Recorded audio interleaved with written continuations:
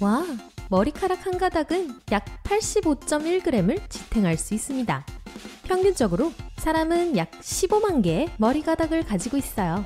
그리고 머리카락이 팀으로 뭉치면 약 13,605kg을 지탱할 수 있습니다. 코끼리 2마리에 해당하는 무게예요. 코끼리가 먹는 땅콩 무게는 빼고요. 두뇌는 전기를 생산하는데 그 방법만 알아낼 수만 있다면 작은 전구를 밝히기에 충분할 거예요. 손톱이나 머리카락을 자르는 것은 아프지 않은데 살아있는 유일한 부분이 피부 밑에 있기 때문이죠. 또한 손톱은 겨울보다 여름에 더 빨리 자랍니다.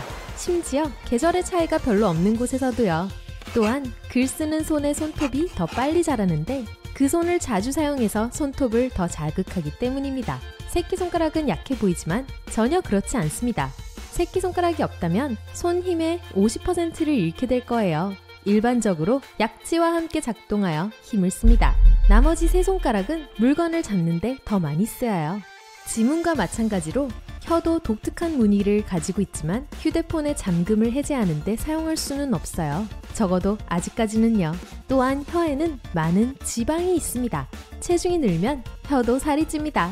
위에는 음식을 분해하는 산이 있습니다. 이 산은 너무 강해서 나무 토막을 뚫을 수 있어요. 성인 혈관의 총 길이는 16만 900km에 가깝습니다. 적도 주변을 4번 돌 수 있는 길이에요. 일생 동안 여러분은 2개의 수영장을 채울 만큼 충분한 침을 생산합니다. 우리 조상들은 몸에 털을 곤두세워서 적을 쫓아내기 위해 소름이 돋는 게 필요했어요. 우리에겐 더 이상 필요한 게 아니지만 아직 이 기능을 제거할 만큼 충분히 진화하지 않았기 때문에 여전히 이 기능이 남아있죠. 여러분은 아마 알아채지 못했을 테지만 우린 거의 한 번에 하나의 콧구멍을 통해서만 숨을 쉽니다. 몇 시간마다 콧구멍은 교대를 합니다. 그래서 독감에 걸렸을 때 콧구멍이 한쪽만 막히는 거예요. 대부분의 사람들은 우리가 오감을 가지고 있다고 생각합니다. 하지만 그건 사실이 아니에요. 과학자들도 아직 잘 모르지만 20개 이상의 감각이 있다고 생각합니다. 시각, 청각, 촉각, 후각, 미각 등이 있고 시간, 배고픔, 갈증과 같은 다른 감각도 있습니다.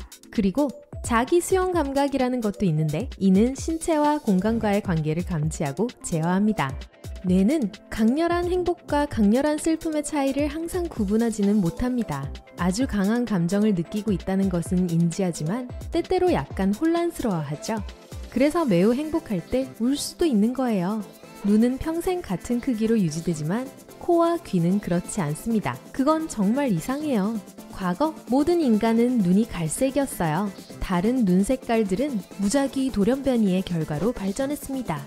과학자들은 약 600만 년 전에 지구상에 첫 번째 인간이 나타났지만 파란색 눈을 가진 첫 번째 사람은 겨우 10,000년 전에 나타났다고 생각합니다. 그래서 지구상에 푸른 눈을 가진 모든 사람들은 같은 조상을 가지고 있을 가능성이 높아요. 밥삼촌! 인체 내의 모든 뼈는 서로 연결되어 있습니다. 단 하나만 빼고요. 설골은 U자형으로 혀의 맨 아래쪽에 위치해 있으며 혀를 제자리에 고정시킵니다. 뼈는 강철보다 강합니다. 튼튼하고 건강한 뼈는 이론상 5대의 픽업 트럭 무게를 감당할 수 있습니다. 그렇지만 그래도 신체에서 가장 강한 부분은 아닌데요. 가장 강한 것은 치아 에나멜입니다. 여러 가지 다른 물질로 만들어져서 손상에 강합니다. 치아는 수명이 길고 수백 년 동안 지속됩니다. 하지만 물론 여전히 치아를 잘 관리해야 합니다. 치아는 스스로 치유가 되지 않는 유일한 신체 부위거든요. 심장은 쉬지 않고 일하면서 한 사람의 일생 동안 약 30억 번 뜁니다. 심장과 마찬가지로 혀는 절대 쉬지 않아요. 심지어 우리가 잘 때도요. 혀는 목구멍으로 침을 밀어넣는 걸 도와줍니다. 그런데 여러분은 혀를 어디에 두나요? 만일 입 아래에 둔다면 잘못하고 있는 거예요. 이 자세는 목과 턱의 통증을 유발할 수 있습니다. 만약 혀를 치아에 밀어놓고 있다면 그것도 잘못된 방법입니다. 치아가 움직이게 하고 교합이 나빠질 수 있어요. 대신 그 중간 정도인 치아에서 1cm 떨어진 곳에 두세요. 자, 우리는 숨을 쉬면서 동시에 삼킬 수 없습니다. 우리가 삼킨 음식물과 들이쉰 공기는 같은 통로를 따라 이동하기 때문입니다. 적어도 처음에는요. 마치 목 아래서 누군가 교통정리를 하는 것처럼 말이죠. 눈은 숨을 쉴 수 있습니다. 각막은 직접적으로 혈액이 공급되지 않는 유일한 신체 부위입니다. 공기로부터 산소를 직접 공급받죠. 그래서 밖이 건조할 때 눈이 약간 가려워지는 거예요. 모든 사람은 꿈을 꿉니다. 어떤 사람들은 평생 꿈을 꿔본 적이 없다고 말하지만 그건 그저 꿈을 기억하지 못하는 거예요. 일부 과학자들은 꿈을 꾸는 단계가 적극적인 망각의 단계로 이어진다고 생각합니다. 아마도 꿈이 중요한 정보로 가득 차 있지 않고 뇌는 더 유용한 것을 위해 여분의 공간을 비울 필요가 있기 때문일 거예요. 꿈을 기억할 만큼 충분히 운이 좋은 사람들은 잠에서 깬 후 5분 안에 절반 정도를 잊어버리고 10분 후에는 대개 영원히 잊혀지게 됩니다. 우리가 얼굴을 붉힐 때 위벽도 빨갛게 변합니다. 이것은 우리가 당황할 때 피가 더 많이 흐르기 시작하기 때문에 일어나는데 몸이 스트레스가 될 일이 발생할 것에 대비하기 때문입니다. 얼굴과 위벽에는 피가 더 많이 흐르기 때문에 더 빨갛게 변합니다. 또한 인간은 얼굴을 붉힐 수 있는 유일한 동물 또는 적어도 최소한 얼굴이 붉어지는 게 눈에 분명히 보이는 유일한 동물입니다. 일생 동안 평균 인간에겐 949km의 털이 자라게 됩니다. 보통 남성은 면도를 하지 않는다면 9.1m의 긴 수염을 갖게 될 거예요. 머리카락은 따뜻한 기후에서 조금 더 빨리 자라는데 왜냐하면 열은 우리 몸의 순환을 더 빠르게 자극하기 때문이에요.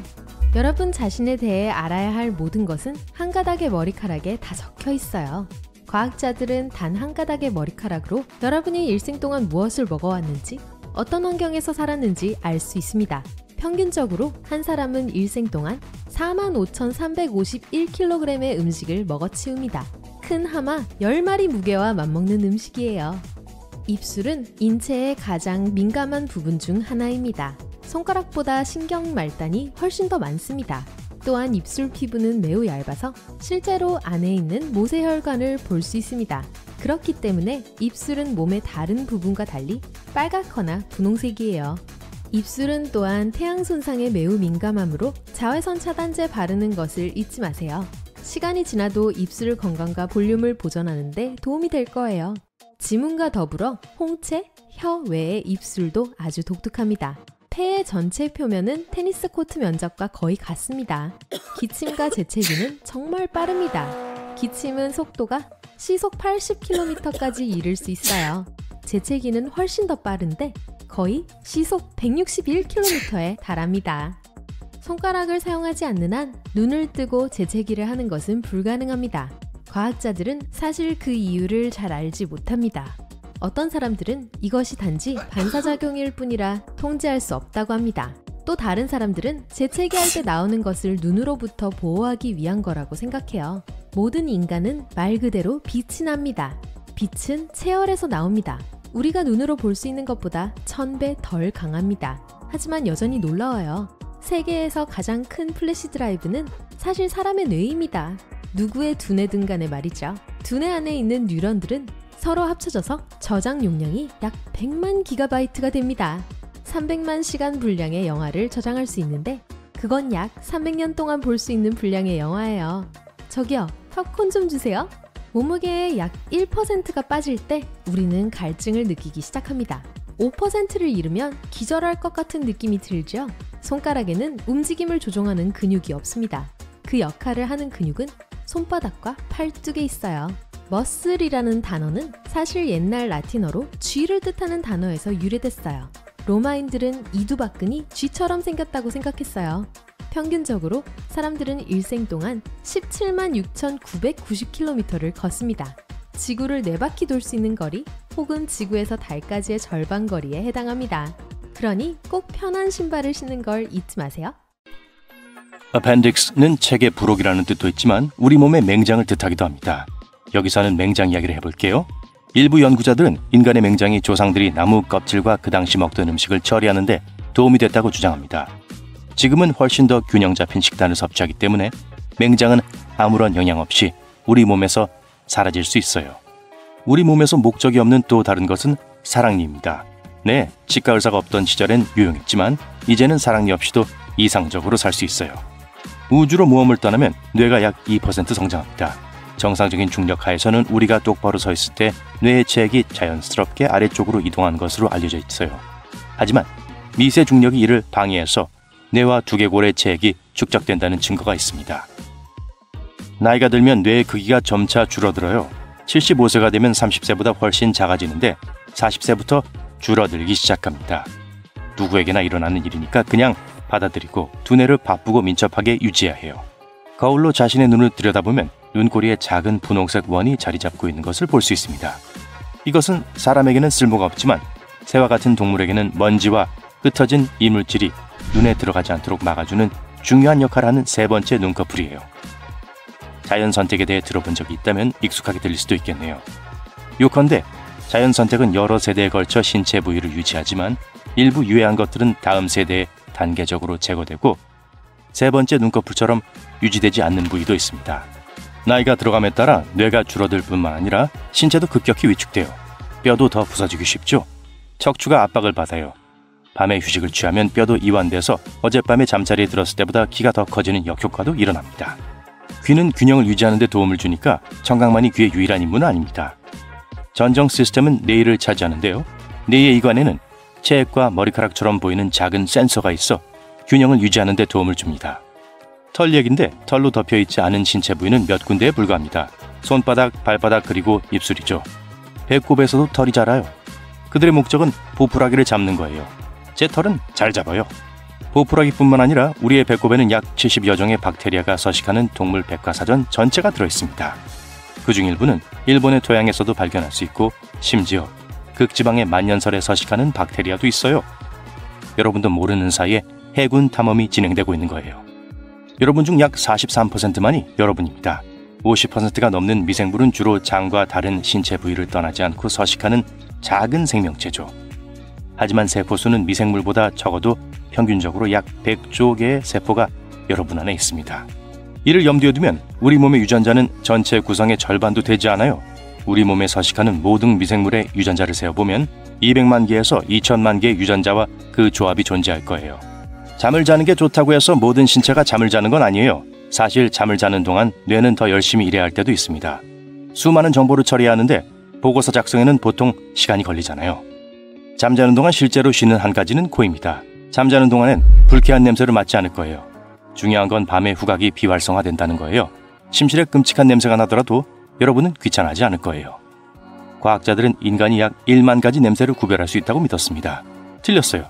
최근 연구에 따르면 사람들은 1조 개 이상의 냄새를 구별할 수 있는 것으로 나타났습니다. 또한 우리는 다른 어떤 것보다 냄새를 더 잘 기억하고 냄새는 먼 기억을 불러일으킬 수도 있어요. 한편 우리의 가장 강하고 감정적인 기억은 대개 가짜입니다. 이는 중추기억이 작동하는 방식인데요. 중추기억은 더 적은 세부 사항에 대해서 확신을 가져야 함에도 불구하고 우리가 기억하는 모든 것이 진짜라고 믿게 만들어요. 포유류라고 불러도 괜찮겠죠? 포유류 중에서 항상 2개의 뒷다리로 걸을 수 있고 평생 그 자세를 유지할 수 있는 것은 인간뿐입니다. 캥거루나 고릴라도 같은 방식으로 움직인다고 말할 수 있지만 캥거루는 꼬리를 3번째 다리로 사용하고 고릴라는 긴 발의 도움으로 균형을 유지해요. 뼈도 신진대사에 참여합니다. 뼈는 주로 칼슘으로 구성되어 있기 때문에 혈액에 칼슘이 부족하면 뼈는 칼슘을 혈류로 배출해서 몸의 균형을 유지해요. 반대로 혈액에 칼슘이 너무 많으면 나중에 사용할 수 있도록 뼈에 저장됩니다. 우리의 키, 체형, 피부색은 조상들이 살던 곳에 따라 많이 달라지지만 수명이 길어지더라도 새로운 환경에 적응할 수 있습니다. 예를 들어 평야에서 산으로 이동하면 산소 부족을 보완하기 위해 적혈구가 더 많이 생성돼요. 또한 추운 기후에서 더 덥고 햇볕이 잘 드는 기후로 이동하면 피부는 적응하기 위해 색소 침착을 약간 변화시킵니다. 우리의 수명은 세포 내에 프로그래밍 돼 있어요. 세포는 끊임없이 재생하고 분열하지만 어느 시점에서 멈추는 일종의 내부 타이머가 있습니다. 일부 세포는 다른 세포보다 더 빨리 재생을 멈추기도 해요. 평균적으로 세포는 100세가 되면 분열을 멈춥니다. 세포를 속여 타이머를 끌 수 있는 방법을 찾아낸다면 우린 영원히 살 수 있을지도 몰라요. 하지만 그때쯤이면 우리 몸은 거대한 주름덩어리가 돼 있을 거예요. 체지방은 단열재, 에너지 저장고, 충격 흡수제 역할을 합니다. 신체는 내부 장기가 있는 허리 부위에 가장 많은 지방을 저장해요. 이 지방층은 신체에 문제가 발생하면 심각한 손상으로부터 장기를 보호하는 역할을 합니다. 두개골은 하나의 뼈가 아니라 22개의 서로 다른 뼈로 구성되어 있고 그중 많은 뼈가 뇌를 보호하기 위해 융합되어 있어요. 하악골 또는 아래턱은 혈압 조직과 근육으로만 머리에 붙어있는 유일한 두개골뼈입니다. 그렇기 때문에 원하는 방향으로 움직일 수 있어 매우 용이하죠. 그리고 몸 전체에서 가장 작은 뼈는 귀 안쪽에 있습니다. 이 뼈는 이소골이라고 불리며 쌀알보다 크지 않아요. 우리 몸에서 가장 강한 근육 중 하나는 팔이나 다리가 아니라 머리에 있습니다. 저작근은 씹는 일을 담당하는 주요 근육으로 정상적인 식사를 하려면 이 근육이 가장 튼튼해야 해요. 그리고 귀를 움직일 수 있게 해주는 근육을 아시나요? 관자놀이 위에 위치한 측두근이 바로 그것인데요. 이 근육은 음식을 씹는 데도 도움이 됩니다. 우리 몸에는 눈꺼풀을 감는 것을 제어하는 두 개의 매우 빠른 근육이 있습니다. 사실 이 근육은 우리 몸에서 가장 빠른 근육이에요. 눈은 연약하고 보호가 필요합니다. 반사작용이 시작되면 이 근육은 10분의 1초 이내에 눈을 감죠. 우리는 보라색, 파란색, 녹색, 노란색, 노란색, 빨간색만 인식합니다. 다른 모든 색은 이 세 가지의 조합이에요. 사람마다 약간의 시력 차이가 있기 때문에 사람의 눈이 인식하는 조합의 수를 계산하는 것은 불가능합니다. 하지만 평균적으로 약 100만 개의 조합이 존재해요. 위는 최대 1.9리터의 액체, 즉 콜라 한 병을 통째로 담을 수 있는 엄청난 용량을 가지고 있습니다. 음식이 위장에 내려가기 전에 치아로 처리되기 때문에 얼마나 많은 단단한 음식을 위장에 넣을 수 있는지 추정하기는 매우 어려워요. 칠면조 한 마리를 넣을 공간은 충분하지 않지만 적당한 크기의 닭고기는 들어갈 수 있을지도 몰라요. 그리고 할머니가 말씀하신 것처럼 아이스크림을 먹을 공간은 항상 있고요. 이제 콜라, 치킨, 아이스크림으로 가득 찬 배가 어디 있는지 보여주세요. 아, 거기 말고요. 저기 갈비뼈 사이에 숨어 있어요. 배는 창자로 가득 차 있고요. 인체는 완벽하게 균형 잡힌 기계죠? 글쎄요, 제 몸은 아닌 것 같은데요. 일반적으로 모든 신체 부분이 원활하게 작동하여 우리가 번성하고 살아있는 상태를 유지합니다. 숨쉬고 걷고 말하고 인류를 발전시키는 기발한 아이디어를 떠올리는 등 일상적인 활동을 하는 데 있어 각 기관은 필수적입니다. 하지만 정말 그럴까요? 이 모든 신체 기관이 정말 필요한 것일까요? 아니면 이 기묘한 진화 게임에서 그냥 남게 된 고대 유물일까요? 사랑니를 예로 들어보겠습니다. 제 사랑니는 다 뽑았어요. 사랑니는 입 뒤쪽에 붙어있는 치과에 가게 만드는 치아들이에요. 세 번째 어금니라고도 불리는 이 치아는 음식을 씹는 데 사용할 수 있지만 많은 사람이 불필요하다고 생각합니다. 전 세계 인구 중 약 22%는 사랑니 4개를 모두 갖고 있지 않아요. 사랑니는 자랄 때 매복될 가능성이 높으며 이는 턱뼈에 끼어 잇몸을 제대로 통과하지 못한다는 걸 의미합니다. 우리 턱이 너무 작아서 여분의 치아를 수용하지 못하는 경우가 많기 때문이에요. 일부 똑똑한 과학자들은 그 이유가 시간이 지남에 따라 턱이 더 작아지도록 진화했기 때문이라고 생각합니다. 최근의 증거에 따르면 어렸을 때 먹는 음식도 원인이 될 수 있지만 확실하게 알기는 어려워요. 생채소나 견과류처럼 씹기 힘든 음식을 씹으면 턱의 성장이 촉진되는 반면 부드러운 가공식품을 먹으면 턱의 성장이 둔화될 수 있습니다. 그러면 뒷니가 들어와서 제 역할을 할 공간이 거의 남지 않죠. 미래에는 이가 완전히 사라질까요? 우리 인간 포유류는 두고 봐야 할 것 같습니다. 이제 코의 비밀 도구라고 불리는 보습코 기관에 대해 이야기해 보겠습니다. 설치류와 다른 포유류는 페로몬이라는 화학 신호를 사용하여 서로 소통할 수 있는 놀라운 능력을 가지고 있습니다. 그리고 그거 아세요? 설치류는 후각기관 또는 VNO라는 특별한 기관을 가지고 있어 페로몬을 감지하는 데 도움을 줍니다. 대부분의 성인 인간은 코에 VNO와 유사한 것을 가지고 있지만 이는 기본적으로 쓸모없는 잔재라는 것이 밝혀졌어요. 신경과학자들은 심지어 이 기관의 해부학적 구조를 살펴보면 다른 포유류의 유사한 기관과 세포를 볼 수 없다고 말합니다. 또한 인간의 이 기관은 뇌와도 소통하지 않는 것으로 보여요. 나쁜 소식만 있는 건 아니에요. 인간의 VNO는 거의 쓸모가 없지만 일부 페로몬에 반응할 수 있는 것으로 보여요. 인간은 이 기관을 진화의 할 일 목록에 계속 추가할까요? 현재로서는 아마도에 속할 것 같습니다. 꼬리가 있는 동물은 여러 가지 이유로 꼬리가 필요해요. 어떤 동물은 균형을 잡기 위해, 어떤 동물은 탐색을 위해, 어떤 동물은 잠재적인 파트너를 끌어들이기 위해 꼬리가 필요합니다. 하지만 인간도 엄마 뱃속에서 태어난 지 몇 주밖에 되지 않았을 때 꼬리가 있다는 사실 알고 계셨나요?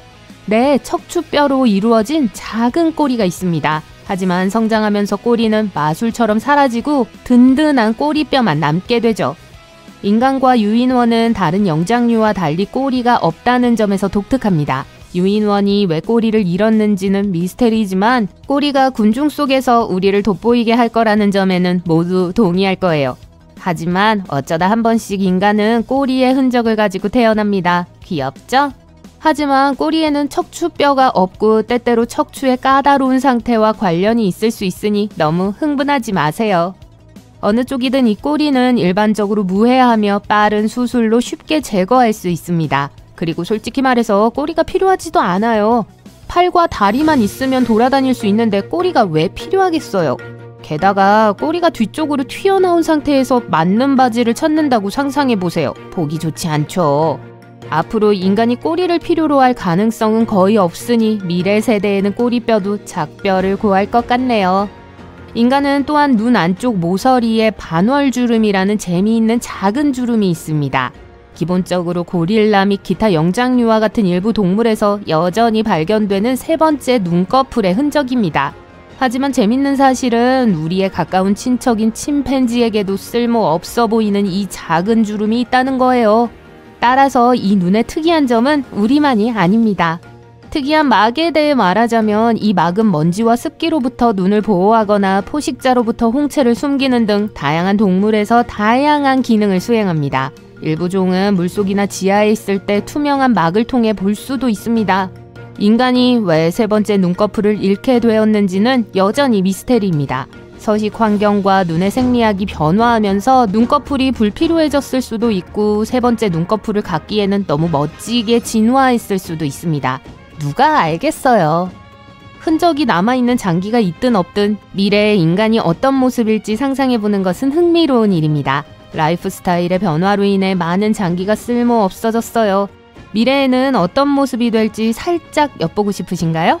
같은 맥락에서 문자손이라는 개념에 대해 들어보셨나요? 휴대폰이나 노트북에 타이핑하는데 너무 많은 시간을 보내다 보면 손이 집게손처럼 쥐가 나기 시작합니다. 이는 기술이 발달한 이 세상에서 신체를 관리하지 않으면 일어날 수 있는 신체적 변화 중 하나에 불과합니다. 하지만 손만 영향을 받는 건 아닙니다. 기기를 계속 그 각도로 들고 있으면 팔꿈치가 90도로 굽어지고 산만함과 정보 과부하로 인해 뇌가 작아질 수도 있습니다. 여러분이 무슨 생각을 하는지 잘 알아요. 기술을 포기하고 석기 시대로 돌아갈 수는 없잖아요. 맞습니다. 그럴 필요는 없습니다. 하지만 잠재적인 부정적인 영향을 인식하고 그 피해를 줄이기 위한 조치를 취해야 하죠. 그래서 디자이너 팀은 창의적인 노력을 기울여 스마트폰, 노트북 및 기타 유형의 매니아적인 기기를 끊임없이 사용하면서 신체가 변화한 미래인간 민디를 선보였습니다. 민디의 과장된 변화가 우리의 미래가 아닐 수도 있지만 그 뒤에 숨어있는 우려는 현실이죠. 그렇다면 어떻게 해야 할까요? 한 가지 제안은 정기적으로 화면에서 휴식을 취하고 다리를 약간 스트레칭하는 것입니다. 사무실 요가나 댄스 파티를 통해 혈액순환을 촉진하는 것도 좋습니다. 기술을 완전히 포기할 필요는 없지만 기술이 우리의 몸과 마음에 미치는 영향을 염두에 두어야 합니다. 앞으로 몇 년 후에는 우리 몸집이 더 작아질지도 몰라요. 한 과학자는 우리 몸이 작아지면 에너지가 덜 필요해져 점점 더 인구가 밀집되는 지구에서 매우 유용할 것이라고 말합니다. 수렵 채집 생활을 하던 시절과 지금 우리의 삶이 얼마나 달라졌는지 생각해보면 재밌어요. 그 당시에는 매일 소수의 사람들과만 교류해야 했어요. 하지만 지금은 사람들의 이름을 기억하는 것이 매우 중요한 특성이 되었으며 심지어 우리가 더 잘할 수 있는 능력이 될 수도 있습니다. 아니면 기술이 실제로 우리의 진화에 중요한 역할을 할 수도 있습니다. 과학자들은 언젠가 사람의 이름을 기억하는 데 도움이 되는 임플란트를 뇌에 이식할 수 있다고 믿습니다. 마치 생물학적 전화번호부를 우리 몸에 직접 이식하는 것과 같죠. 정말 멋지지 않을까요? 어쩌면 미래에는 눈에 보이는 기술이 우리 외모의 일부가 될지도 몰라요. 다양한 색상과 비주얼을 볼 수 있는 인공눈을 가진다고 상상해보세요. 화성에 식민지를 건설하면 우리가 어떤 모습일지는 말할 것도 없습니다. 중력이 낮아지면 우리 몸은 다양한 방식으로 변화할 수 있습니다. 네안데르탈린의 조상처럼 팔과 다리가 더 길어지거나 채모가 보온성을 가질 수도 있어요. 모델을 뒷받침할 정확한 데이터 없이는 미래에 우리가 어떤 모습일지 정확히 예측하기 어렵지만 이러한 변화가 흥미로울 거라는 사실을 덧붙이고 싶네요. 이제 더 이상 덧붙일 수가 없어요. 벌써 너무 말을 많이 했거든요. 눈. 약 6% 사람들이 눈알을 진동시키고 앞뒤로 빠르게 흔들 수 있어요. 눈이 뭔가 잘못돼서 그런 게 아니라 이들만이 알 수 있는 독특한 묘기 같은 거예요. 파티에서 잘 쓸 수 있겠어요. 여러분의 뼈는 매일 많이 사용하도록 고안되어 있고 그중 일부는 여러분 몸무게의 2~3배를 흡수할 수 있어요. 인상적이죠? 하지만 치아는 훨씬 더 강해요. 여러분이 뭔가를 물면 이는 무려 90kg에 달하는 놀라운 압력을 가할 수 있어요. 그나저나 에나멜은 여러분의 골격계의 일부로 여겨집니다. 위는 1.8리터의 액체를 담을 수 있는 꽤 놀라운 용량을 갖고 있어요. 콜라 큰 병 하나의 양이죠. 음식은 내려가기 전에 이로 잘게 씹히기에 얼마나 많은 고체 음식을 뱃속에 넣을 수 있는지 가늠하는 건 어려워요. 칠면조가 들어갈 공간은 분명 없을 테지만 적절한 크기의 치킨은 들어맞을 거예요. 손을 돌릴 때마다 안에 있는 뼈들이 실제로 교차해요. 손을 잡아서 확인해 보세요. 네, 별로 쓸모없죠. 이제 위가 어디 있는지 보여주세요. 만약 배를 가리키고 있다면 죄송해요, 틀렸어요. 여기 윗부분 갈비뼈 사이에 숨겨져 있어요. 뼈에 대한 재미있는 사실, 여러분의 몸은 약 60%가 물이라는 것 아시죠? 여기서 새로운 점은 여러분의 뼈도 이게 있다는 거죠. 인간 골질량의 약 25%가 물로 이루어져 있어요. 과학자들은 맹장이 여기 있을 게 아니라고 해요. 아무도 우리가 그게 사실 왜 필요한지 모르지만 몇몇 연구자들은 그게 우리 조상들이 먹던 나무 껍질을 처리하는 데 도움이 되었을 거라고 주장해요. 그게 더 이상 우리 일상 식단이 아니니 맹장은 아무런 영향을 미치지 않고 사라질 수도 있어요. 사람의 눈은 자동차 엔진과 어느 정도 유사해요. 둘 다 제대로 작동하기 위해 다양한 액체가 필요하죠. 엔진은 휘발유가 필요하고 눈에는 눈물이 필요해요. 잘 작동하기 위해선 눈물이 눈 전체에 골고루 분포되어야 해요. 그래서 우리가 하루에 눈을 2만 번 깜빡이는 거예요. 그러니 눈꺼풀은 일종의 압률이 닿게 같네요. 비록 우린 모르지만 우리의 몸은 거의 털로 덮여 있어요. 심지어 배꼽에도 자라요. 이것의 목적은 보풀아기를 잡는 거예요. 인체에서 혈액으로부터 영양분을 얻지 못하는 유일한 곳은 눈의 각막이에요. 대신에 눈물과 눈앞의 체액에 의해 공급을 받죠. 여러분에게 개인 보디가드가 있다는 걸 몰랐다면 더 깊이 들여다보세요. 간은 독소와 원치 않은 다른 많은 것들로부터 여러분을 보호해주는 경비원이에요. 또한 꽤 강하고 심지어 재생도 돼요. 얼굴이 빨개지면 체내 혈류량이 증가했다는 뜻이에요. 볼이 약간 붉어질 뿐만 아니라 위 안쪽도 붉어져요. 그건 거기에 혈관이 아주 많고 평소보다 피가 많으면 빨갛게 변하기 때문이에요. 여러분의 43%만이 진짜 여러분이에요. 여러분의 50% 이상은 주로 내장과 다른 신체 부위에서 절대 떠나지 않는 작은 생명체들로 이루어졌어요. 비록 여러분의 세포가 미생물의 세포수보다 적다 해도 평균적으로 약 100조 개의 세포가 여러분 안에 있어요. 한번 세봅시다. 먼저 해보세요. 위는 3, 4일에 한 번 위벽을 교체해요. 그건 위가 스스로를 잡아먹는 걸 막기 위해서예요. 우리가 갖고 있는 소화산은 상당히 위험할 수 있어요. 자는 동안 확실히 쉬는 건 코예요. 자는 동안 고약한 냄새를 못 맡죠? 문제는 후각이 기본적으로 밤에 비활성화된다는 거예요. 만약 침실에 정말 끔찍한 냄새가 난다 해도 여러분은 신경도 안 쓰게 될 거예요. 우린 사고로 플라스틱, 물건, 유리, 동전 그리고 다양한 작은 물체들을 소화할 수 있어요. 이것들은 48시간 안에 소화관을 통과할 거예요. 진짜예요. 이건 절 믿으세요. 시간 낭비 마시고요. 과학자들은 우리가 약 10,000개의 냄새를 구별할 수 있다고 믿어왔어요. 땡! 최근 연구에 따르면 사람은 1조 이상의 냄새를 구별할 수 있다는 게 밝혀졌어요. 우린 또 다른 무엇보다 그걸 더 잘 기억하고 심지어 냄새는 먼 기억까지 불러일으킬 수 있다는 게 밝혀졌어요. 우린 소량의 플라스틱을 소화할 수 있지만 인간의 소화 시스템은 불을 싫어해요. 초식동물들은 생립과 불을 처리하기 위한 특별한 이빨과 여러 개의 위장을 갖고 있지만 우린 그런 게 하나도 없죠. 하지만 섭섭해하지 마세요. 포유류 중에 인간만이 항상 2개의 뒷다리로 걸을 수 있고 평생 그 자세를 유지할 수 있어요. 여러분은 캥거루나 고릴라도 같은 방식으로 움직인다고 반대할 수 있지만 캥거루들은 꼬리를 3번째 다리로 사용하고 고릴라들은 균형을 유지하기 위해 긴 팔의 도움을 받아요. 위는 면역체계의 가장 중요한 수비선수예요. 위에 있는 염산은 여러분이 먹는 음식과 함께 들어온 위험한 음식 독소, 바이러스, 그리고 박테리아를 죽여요. 이 산은 위도 소화할 수 있지만 점막이 위를 보호해주죠. 체지방은 그냥 성가신 게 아니에요. 이건 단열재, 에너지 비축제 및 충격 흡수체죠. 몸은 지방 대부분을 허리 부분으로 보내는데 여러분이 내부 장기들이 그곳에 있기 때문이죠. 만약 여러분에게 무슨 일이 생긴다면 이 지방층은 회복할 수 없는 손상으로부터 여러분의 생명 유지와 관련된 것들을 보호할 수 있어요. 우리에겐 2개의 정말 빠른 근육이 있는데 눈꺼풀 닫기를 조절해요. 이들이 우리 몸에서 가장 빠른 근육이에요. 눈은 연약하고 보호가 필요해요. 그래서 반사작용이 일어날 때 이 근육들이 약 100m초 안에 눈을 감게 하죠. 이건 0.1초도 안 걸려요. 우린 보라색, 파란색, 초록색, 노란색, 빨간색만 인식해요. 나머지 모든 건 이 3개를 조합한 거예요. 모든 사람이 약간의 시각적 차이를 갖고 있기 때문에 인간의 눈으로 얼마나 많은 조합을 볼 수 있는지 계산하는 건 불가능해요. 하지만 평균 100만 정도 되죠. 하루에 2번 이를 닦아도 절대로 가글하는 걸 잊으면 안 돼요. 입은 여전히 인체에서 가장 더러운 부분 중 하나로 남아있어요. 이런 수백만 마리의 박테리아가 그 안에 살아요. 좋은 소식은 이 박테리아들 대부분이 몸에 좋고 나쁜 박테리아와 바이러스로부터 몸을 보호해준다는 거예요. 두 번째로 더러운 곳은 배꼽인데 아마도 제일 무시당하는 곳이기 때문일 거예요. 문제는 우린 태어나서 배꼽을 쓸 일이 잘 없다는 거죠. 그래서 이 쓸쓸한 곳엔 온갖 세균, 땀, 먼지가 쌓여 있어요. 배꼽엔 2,300종 이상의 박테리아가 있고 특별한 주의가 필요해요. 강한 학수가 여러분이 열심히 운동한 덕분이라고 생각하죠? 오히려 새끼손가락 덕분일걸요? 그냥 농담이에요. 어쨌든 새끼손가락이 제일 강한 손가락이에요. 이 겸손한 손가락은 여러분 손 힘의 50%를 담당해요. 그럼에도 가장 많이 사용되는 손가락은 엄지죠. 손 움직임의 40%를 혼자 차지해요. 자, 이렇게 아마 제일 중요한 손가락이 되겠네요. 또 겸손한 두 도우미는 여러분 몸무게의 약 49%를 지탱하는 발가락이에요. 만약 인간에게 발가락이 정말 필요 없다는 말을 들었다면 믿지 마세요. 이것들은 걸을 때 밀어내는 주요 역할을 해요. 토마토는 사람보다 더 많은 유전자를 갖고 있어요. 하지만 중요한 건 유전자 수가 아니라 유전자 연결의 복잡성이기 때문에 별로 걱정 안 해도 돼요. 손톱은 우리가 무작위로 작은 물체를 잡고 스티커를 벗겨내는데 도움을 줄 뿐만이 아니에요.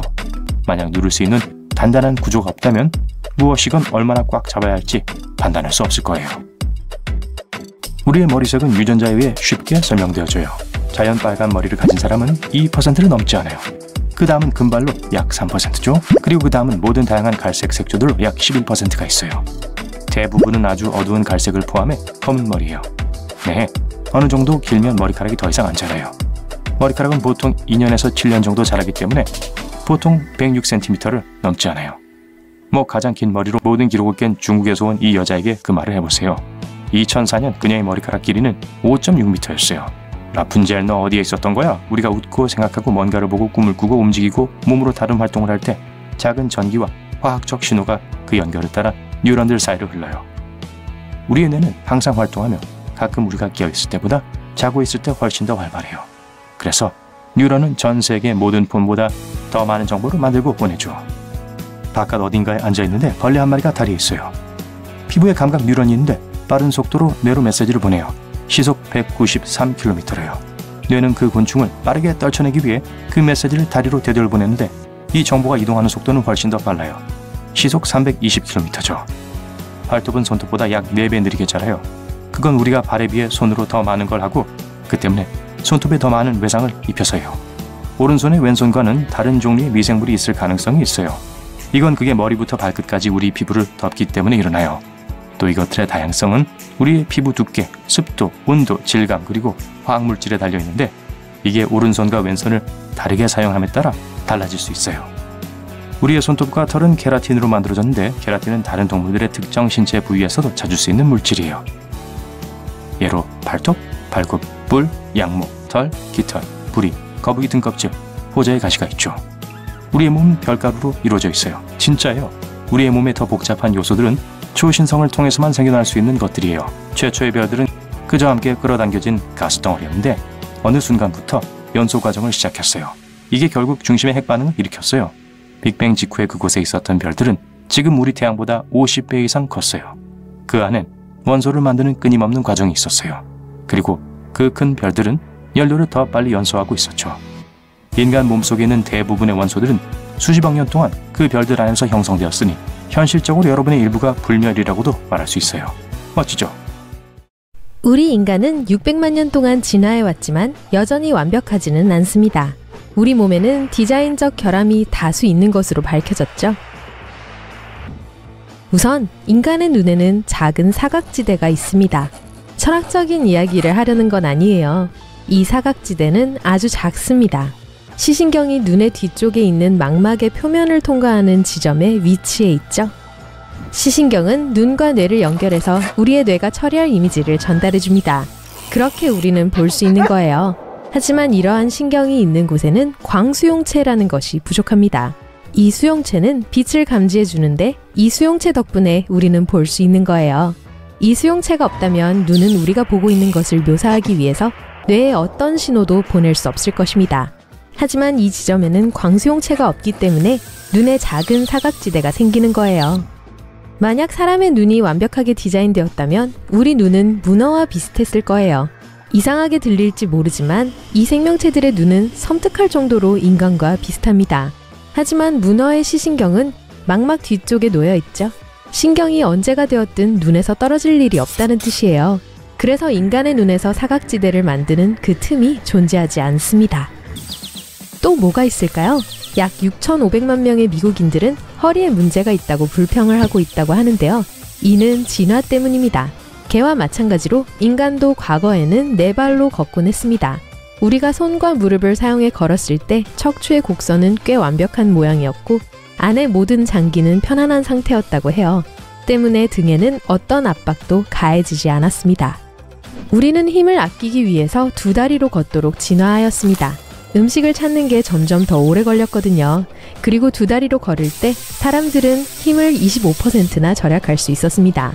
하지만 등에는 좋지 않았죠. 왜냐하면 이족 보행을 하면서 기본적으로 척추가 모든 무게를 지탱하고 다른 장기를 위한 공간을 만들기 위해 몸의 기둥이 되어주어야 하기 때문이죠. 하지만 만약 척추가 완전히 곧다면 우리는 두 다리로 걸을 수 없을 거예요.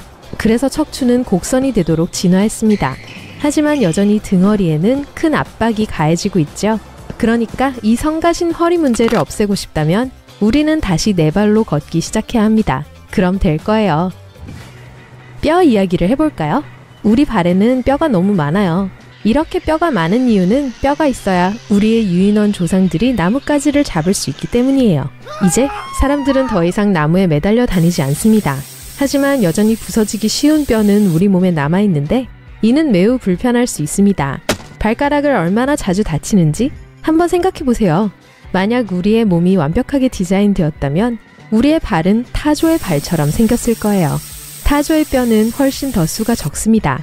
그리고 무릎을 뒤로 젖힌 것처럼 보이는 부분은 사실 발목 관절이에요. 덕분에 타조는 덜 다치고 또 빨리 달릴 수 있는 것이죠. 만약 사람들이 이런 식으로 디자인된다면 올림픽을 보는 게 훨씬 더 재밌을 거예요. 전 본방사수를 할래요. 자, 이번에는 치아입니다. 인간의 치아 또한 완벽과는 거리가 멀죠? 치아 관리에 드는 돈을 생각해보세요. 그리고 어떤 동물도 우리처럼 치과를 다니지 않아요. 게다가 일단 치아가 영구적으로 손상되거나 빠지면 새로운 치아는 나지 않습니다. 상어는 그렇지 않아요. 상어는 셀 수 없이 많은 치아가 있습니다. 어떤 상어종은 2주마다 새로운 이빨이 생기고요. 캥거루의 이빨 또한 사람보다 훨씬 나아요. 만약 우리가 완벽하게 디자인되었다면 이 통통 튀는 친구들과 같은 일을 갖게 되었을 거예요. 캥거루는 일단 이빨이 마모되면 빠지게 됩니다.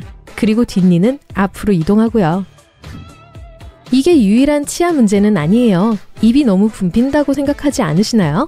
저는 입이 꽤 큰 편인데도 말이에요. 진화 과정에서 인간의 뇌는 극적으로 성장했습니다. 그리고 우리의 턱은 공간을 만들기 위해 점점 더 넓어지고 짧아져야 했어요. 하지만 그러면서 사랑니를 위한 공간은 거의 남지 않게 되었습니다. 과거에 사랑니는 사람들이 음식을 분해할 필요가 있을 때 도움이 되는 이였어요. 하지만 우리가 음식을 요리하고 가공하는 법을 배우면서 사랑니는 더 이상 필요하지 않게 되었습니다. 그래서 간단히 말하자면 우리는 사랑니를 완전히 제거해버려야 해요. 그리고 이런 일은 실제로 일어날 수도 있습니다. 대부분 에스키모인이지만 약 25%의 사람들만이 현재 사랑니 4개 중 일부 또는 전부를 가지고 태어나고 있다고 합니다. 무릎도 꽤 비현실적이죠? 우리 몸에서 가장 복잡한 관절일 겁니다. 2개의 거대한 레버 사이에 끼어 있는데 이미 꽤 위험한 상태죠? 무릎은 앞이나 뒤로만 움직이기 때문에 매우 안전한 구조가 아닙니다. 축구나 럭비와 같은 많은 종류의 스포츠에서 상대의 무릎을 옆에서 치는 게 금지된 규칙이 많은 이유예요. 우리의 새로운 운동 습관에 더 적합하게 무릎을 개조한다면 이 경첩 같은 무릎의 메커니즘은 볼과 소켓으로 대체하면 될 거예요. 우리의 어깨와 엉덩이 구조와 비슷한 모양이죠? 동네 사람들 귀를 기울이고 들어보세요. 네, 고양이와 개처럼 어떤 사람들은 귀를 움직일 수 있습니다. 이 놀라운 움직임은 웨이근이라고 불리는 특별한 근육 덕분이에요. 독립적으로 귀를 움직일 수 있게 해주죠. 하지만 파티에서 멋진 트릭을 보여주는 것 외에는 정말 아무 소용이 없습니다. 디자인적 결함 얘기가 나와서 말인데 인간의 후두는 완전히 잘못된 곳에 있답니다. 숨을 쉴 수 있게 도와주는 기도, 음식이 타고 내려가는 길인 식도는 같은 공간에서 열립니다. 이 공간은 코와 입에서 후두까지 이어집니다. 침을 삼킬 때마다 후두 위에 작은 이파리 모양 뚜껑은 닫혀서 음식이 기도로 들어가는 것을 막아주죠. 하지만 이 메커니즘이 항상 충분히 빠른 것은 아니에요. 만약 우리가 먹는 동안 이야기를 한다면 음식이 미끄러져 실수로 기도로 들어가는 것은 매우 쉬운 일이에요. 그런 일은 절대 원하지 않으시겠죠? 고래의 후두는 훨씬 더 현명하게 설계되었습니다. 입에서 멀리 떨어진 분수공의 위치에 있거든요. 만약 사람들이 코 속으로 후두를 옮길 수 있다면 두 개의 관은 분리되어 존재할 수 있을 거예요. 그리고 사례가 들릴 위험도 없겠죠. 하지만 단점이 있습니다. 대화를 할 수 없을 거라는 거죠. 하지만 우리는 고래 친구들처럼 대신 노래를 통해 의사소통을 할 수 있을 겁니다. 코에서 진동을 발생시켜서 소리를 내는 거죠. 이렇게요. 이 소리가 더 낫지 않나요? 댓글로 말씀해주세요. 여러분, 갈비 좋아하시나요? 저도 정말 좋아하는데요. 이번 갈비는 그런 갈비가 아닙니다. 인간 중 몇몇에게는 추가적인 13번째 갈비뼈가 있습니다. 이 갈비뼈가 있는 사람은 전 세계 인구의 1에서 3%이라고 해요. 그리고 이 뼈는 절대 아무런 목적도 없습니다. 이 사람들은 몸의 왼쪽이나 오른쪽에 이런 갈비뼈가 하나씩 있어요. 그리고 다른 사람들은 양쪽에 경추 갈비뼈가 있고요. 맹장 또한 필요하지 않습니다. 위장에 문제가 있을 때 도움을 주는 몇 가지 유용한 박테리아가 맹장에 있을 수도 있겠죠. 하지만 이 이유를 제외하고는 맹장은 존재할 필요가 없습니다. 최고의 단점은 맹장에 염증이 잘 생긴다는 거예요. 원래 맹장은 대부분의 녹색 식물에 들어있는 셀룰로스를 소화시키는 걸 도와주는 역할을 하고 있었어요. 당시 과거 사람들의 식단에 고기는 없고 주로 식물로 이루어져 있었기 때문이죠. 그래서 맹장은 그냥 없애버리는 게 나을 것 같아요. 넘어가겠습니다. 혈액은 동맥이라고 하는 얇은 관을 통해 심장에서 몸의 모든 조직으로 전달됩니다. 혈액은 하나의 큰 동맥을 통해 팔과 다리로 흐르죠. 팔의 경우 이 동맥은 이두박근의 위치에 있습니다. 다리에서는 허벅지 앞쪽에 존재하죠. 하지만 등에도 피가 필요해요. 그리고 몸 뒤쪽에는 큰 동맥이 아니라 더 작은 동맥이 가지를 뻗어서 뼈와 신경을 감싸고 있습니다. 이런 비현실적인 배치는 인간들을 결함에 매우 취약하게 만듭니다. 팔과 다리가 저리는 것도 다 이것 때문이에요. 아쉽죠? 상완은 어떨까요? 팔꿈치를 보세요. 여기에선 동맥의 가지가 척골신경이라는 것과 만나게 됩니다. 그리고 그 덕분에 우리는 손가락을 움직일 수 있는 거예요. 그래서 우리가 부딪히거나 상완골 뼈에 찔 때 팔이 마비되고 경련이 일어나는 거예요. 이걸 고치려면 우리 몸 뒤쪽 어깨뼈 근처에 큰 동맥이 하나 더 깔아야 할 거예요. 이렇게 혈관을 하나 더 놓는다면 혈액이 더 직접적으로 흐를 수 있을 것입니다. 또한 팔과 다리가 잘못된 곳에서 부딪힐 때 마비되는 것도 막아줄 것입니다. 마지막 이야기입니다. 비록 꼬리는 보이지 않지만 인간에겐 여전히 꼬리뼈가 남아있죠? 우리의 유인원 조상들에게 꼬리는 믿을 수 없을 정도로 도움이 되었습니다. 높은 나뭇가지에서 다른 가지로 점프를 할 때 균형을 잡기 위해 꼬리를 사용했죠. 이제 우리는 집에 살고 있기 때문에 대부분은 더 이상 그렇게 나무 사이를 뛰어다니지 않을 거예요. 꼬리의 공식적인 이름은 미골인데요. 이 뼈는 쉽게 골절됩니다. 그래서 현재 이 뼈는 그저 디자인상의 문제로 남게 되었어요. 연구자들 역시 이 뼈를 없애면 자세 문제도 개선될 것이라고 합니다. 여기 양복을 차려입은 젊은이가 있어요. 그에게는 비밀이 있습니다. 화장실 거울 앞에 서서 기운을 내려고 찬물로 얼굴을 씻고 있어요. 여기엔 그 사람 말고는 아무도 없어요. 하지만 그는 혼자가 아니에요. 남자는 긴장한 것 같아요. 자신의 뺨을 때리고 거울을 보며 이렇게 말합니다. 걱정 마. 우린 할 수 있어. 오랫동안 해왔잖아. 우리가 이길 거야. 그가 우리라고 한 건 다중인격자라서 그런 게 아니에요. 작은 마이크를 통해서 누군가 대화하고 있는 것도 아닙니다. 그가 비밀을 알고 있기 때문이에요. 엄밀히 말하면 그는 전부 인간이 아니라 수십억 개 생명체의 무리예요. 이 남자, 여러분, 지구상의 모든 사람들은 사실 자신들이 생각하는 그런 사람이 아니에요. 우리 몸의 43%만이 인간 세포로 구성되어 있어요. 나머지 57%는 미생물과 박테리아예요. 이제 그 남자가 이 비밀을 밝히기 위해 무대에 오릅니다. 체중계에 올라보세요. 숫자가 보이죠? 반 이상을 빼요. 그게 여러분의 실제 몸무게예요. 나머지는 모두 미세한 유기체입니다. 이건 믿기가 어려워요. 그렇다면 몸이 작은 입자로 분해되면서 끊임없이 모양을 바꿔야 할 것 같기 때문이죠. 피부가 맥동하고 계속 움직이는 것을 볼 수 있을 거예요. 다행히도 두 가지 이유로 이런 일은 일어나지 않습니다. 첫째, 미생물은 매우 작아서 움직임이 안 보여요. 둘째, 이 미생물 세계의 대부분은 우리가 볼 수 없는 어두운 곳에 있어요. 산소에 접근할 수 없는 곳, 우리 장 속이요. 그것에는 수십억 마리의 작은 생명체들이 돌아다니고 있어요. 좀 붐비겠죠? 그중 일부는 우리가 태어나기도 전에 나타났어요. 하지만 대부분은 음식과 물과 함께 유입됐어요. 인체 표면에 있는 모든 미생물은 환경에서 옵니다. 피부 구석구석은 미생물로 덮여 있어요. 아무리 노력해도 그들을 없애는 것은 불가능해요. 인간의 세포보다 더 많은 미생물이 있습니다. 우리의 게놈은 약 2만 개의 유전자로 구성되어 있어요. 인체에 있는 미생물의 유전자의 수는 약 200만 개에서 2천억 개입니다. 엄밀히 말해서 우리는 사람이 아니라 미생물이에요. 다행히도 그렇게 나쁘지는 않아요. 미생물의 게놈은 우리 게놈을 보완해줍니다. 이러한 존재 모델은 의학적으로 많은 기회를 제공해요. 인체 내 미생물 생태계는 박테리아, 곰팡이, 그리고 다른 미생물을 포함합니다.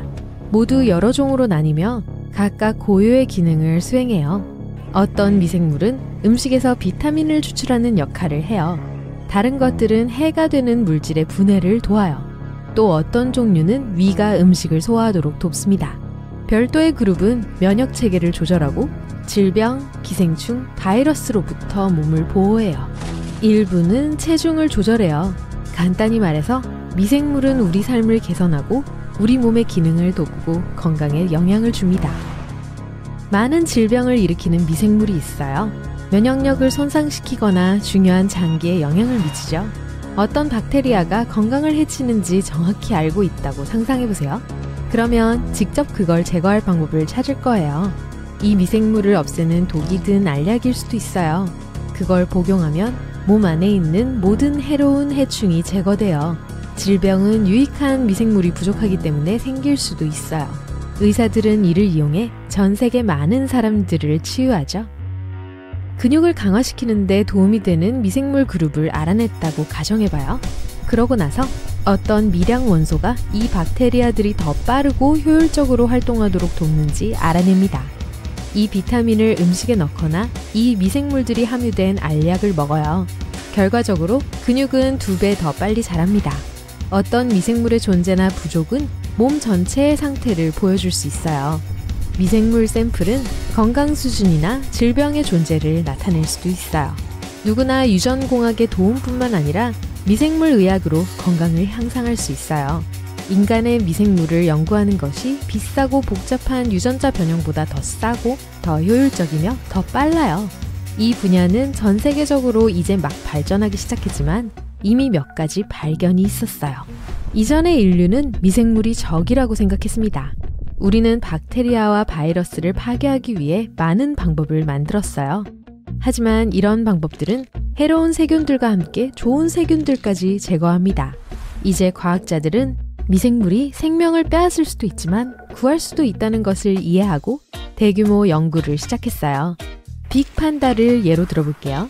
피부 밑에 지방이 풍부한 잡식성 동물이에요. 고기를 거의 먹지 않아요. 먹이는 주로 열매와 대나무 잎으로 이루어져 있어요. 하지만 겨울에는 열매가 자라지 않기 때문에 대나무 잎만 먹고 삽니다. 대나무 잎은 칼로리가 낮고 단백질이 거의 없어요. 하지만 판다는 추운 겨울이 지난 후에도 살이 빠지지 않아요. 최근 과학자들은 어떻게 그것이 가능한지 알아냈어요. 이 모든 것은 독특한 체내 미생물 생태계 덕분입니다. 매년 겨울 많은 독특한 박테리아가 판다의 장에서 태어나요. 이 미생물은 대나무 잎에서 다른 것들보다 도움이 되는 물질을 더 잘 추출하고 합성하여 판다의 몸무게를 보존해요. 과학자들이 이 박테리아를 들쥐에 주입했어요. 그랬더니 쥐가 훨씬 더 빨리 몸무게가 늘기 시작했어요. 햄버거, 케이크, 그리고 다른 고칼로리 음식은 체중 증가에 기여하는 미생물 군집 발달을 돕습니다. 수백만 종의 미생물은 수백만 가지의 기능을 가지고 있어요.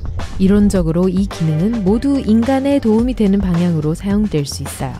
살을 빼거나 찌워야 할 때 이 미생물을 점심에 첨가하기만 하면 된다고 상상해보세요.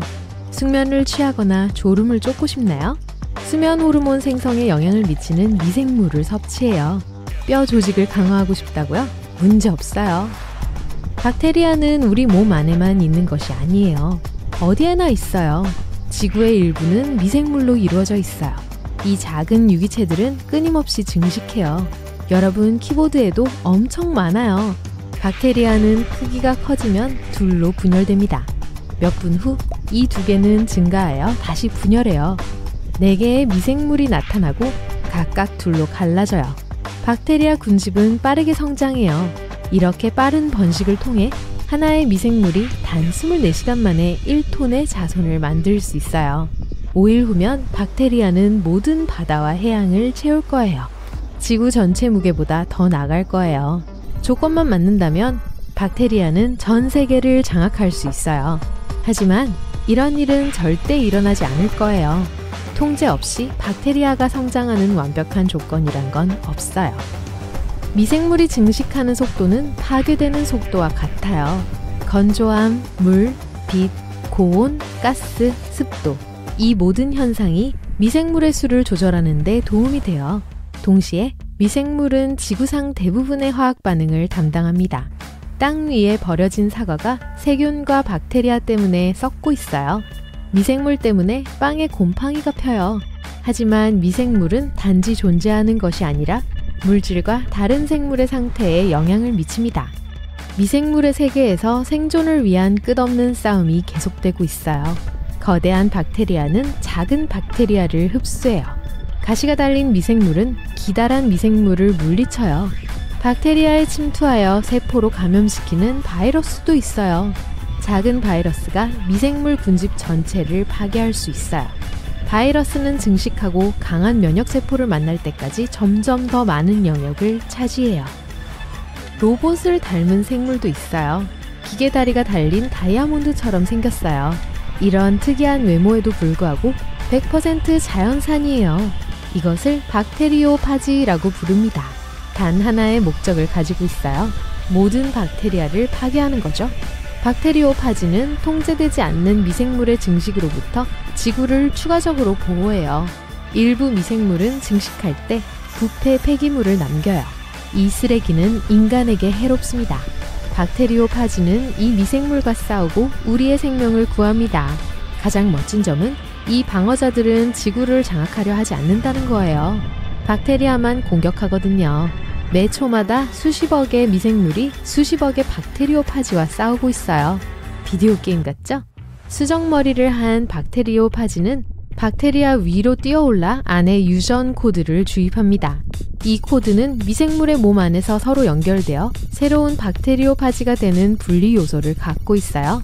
내부로부터 박테리아를 파괴하고 나서 다음 박테리아로 이동해요. 손끝을 자세히 보세요. 거기엔 많은 생명체가 있어요. 강자가 살아남으면 약자가 사라져요. 씻어내면 새로운 박테리아가 물과 함께 올 거예요. 젖은 손을 수건으로 닦으면 새로운 세균이 손으로 전해져요. 그리고 전투가 다시 시작돼요. 손끝에서 말이죠. 몸 안에서는 몇몇 박테리아들이 해를 끼치려는 미생물들과 싸우며 우리 건강을 지키고 있어요. 우리 장에 있는 일부 미생물은 우리 기분 상태를 좌지우지해요.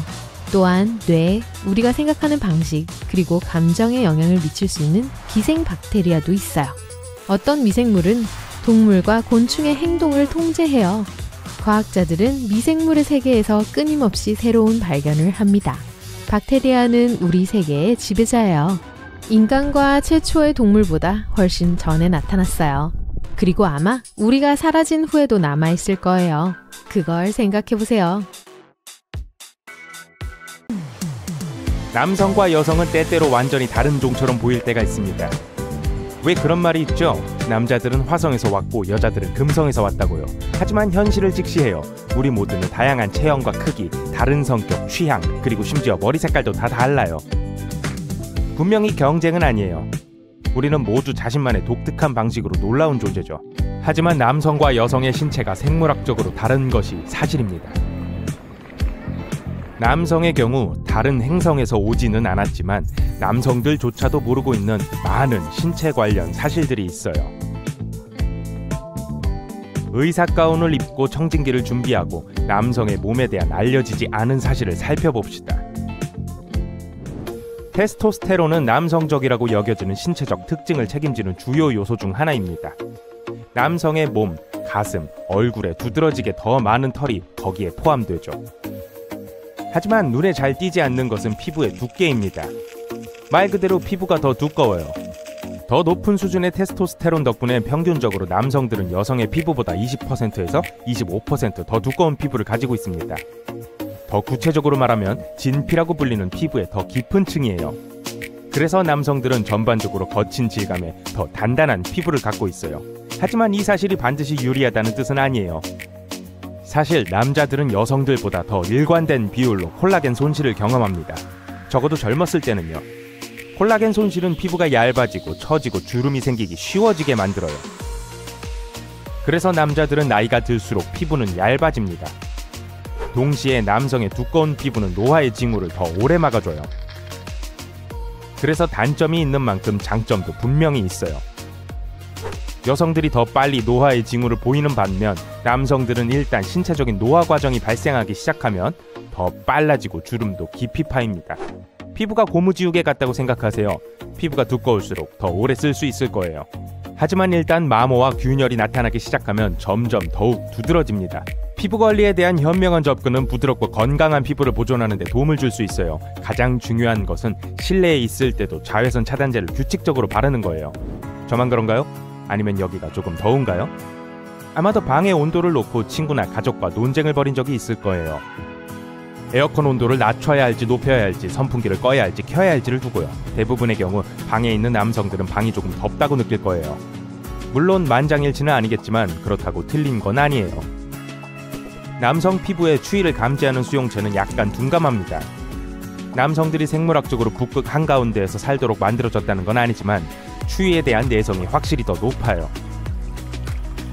체온에 관해서는 순환계에도 큰 차이가 있습니다. 여성은 신부 체온이 더 높고 주위 온도의 갑작스러운 변화에 민감하지만 남성의 신부 체온은 영향을 덜 받습니다. 그렇기 때문에 온도 변화를 종종 잘 느끼지 못하죠. 남성과 여성의 의견이 일치하지 않는 분야는 실내 온도뿐만이 아닙니다. 자, 눈을 봅시다. 남성들은 여성들보다 더 좁은 범위를 색을 구분해요. 그래서 남성들이 기본적으로 파란색이라고 생각하는 것에서 여성들은 라벤더 파란색 같은 미묘한 차이를 감지합니다. 반면 남성들은 멀리 있는 움직이는 물체를 더 잘 볼 수 있습니다. 그래서 남성과 여성이 세상을 보는 시각의 차이는 색을 넘어서요. 연구에 따르면 성별 광학에서 이러한 차이의 생리적인 원인은 이번에도 역시 테스토스테론이라고 합니다. 남성들은 여성들보다 더 많은 테스토스테론 수용체를 가지고 있는데 이것은 시각 피질에서 뉴런의 다른 조직을 이끌어냅니다. 그 이유에 대한 한 가지 이론은 진화예요. 특히 수렵 채집자였던 우리 조상들이죠. 먼 곳의 먹잇감과 포식자를 구별하는 능력이 남성들에게 도움이 되었을 가능성이 있습니다. 동시에 여성들은 먹을 것을 찾고 모으기 위해 더 뚜렷한 근거리 시각적 팔레트를 발달시켰을 수 있어요. 요즘은 수렵 채집 생활 방식이 아니지만 남성들은 여전히 차를 몰고 지나가면서도 자기가 좋아하는 식당을 멀리서도 발견합니다. 그렇게 많은 시간이 흘렀는데도 말이죠. 좋아하는 음식을 먹는 것을 돕기 위해 남성들은 또한 더 큰 치아를 가지고 있어요. 치아에 관한 한 남성적이거나 여성적이라는 것이 전적으로 관점의 차이겠지만 남성들이 상당한 이점을 갖고 있습니다. 특히 직경이 넓고 날카로운 앞니와 송곳니에서 두드러져요. 이것은 전형적인 남성의 미소가 더 크고 더 널찍한 치아로 가득하다는 의미입니다. 그 이유에 대한 해답 역시 진화 생리학에서 찾아볼 수 있어요. 우리 원시 조상들은 꽤 대립적인 위계 질서를 가지고 있었습니다. 즉, 남성이 지배력을 확고히 해야 했다는 뜻이죠.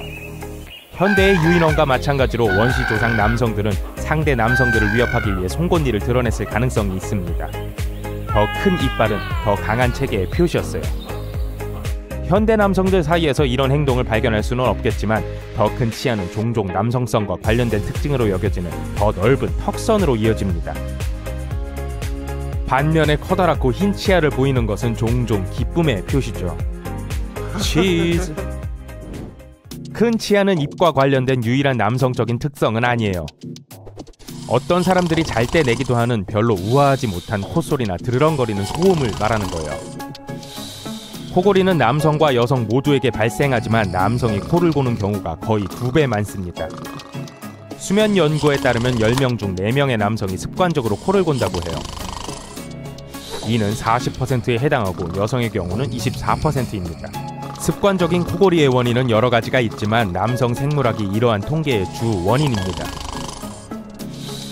생물학적 설계상으로 대부분의 남성은 더 큰 상부기도와 더 낮게 매달린 후두부를 가지고 있습니다. 이것은 코 고는 소리가 증폭되는 목구멍의 뒷부분에 더 넓은 공간을 만들어요. 남성들은 또한 복부 지방이 더 많은 경향이 있는데 탄수화물을 더 많이 섭취하기 때문입니다.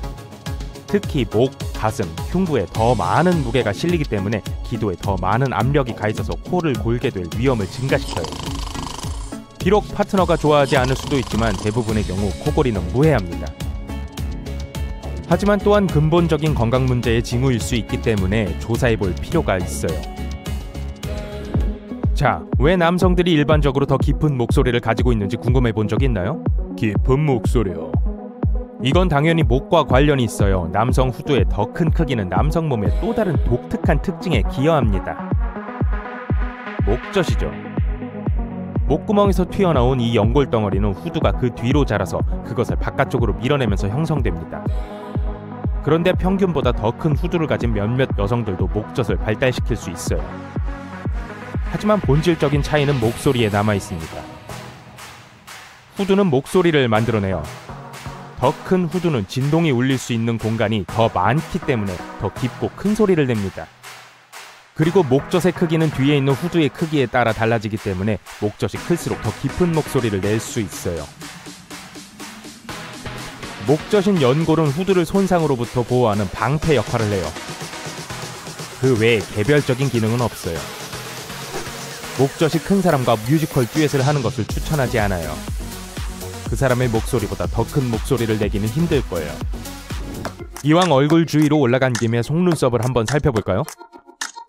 남성들이 더 길고 두꺼운 속눈썹을 가질 확률이 높다는 것을 알고 있었나요?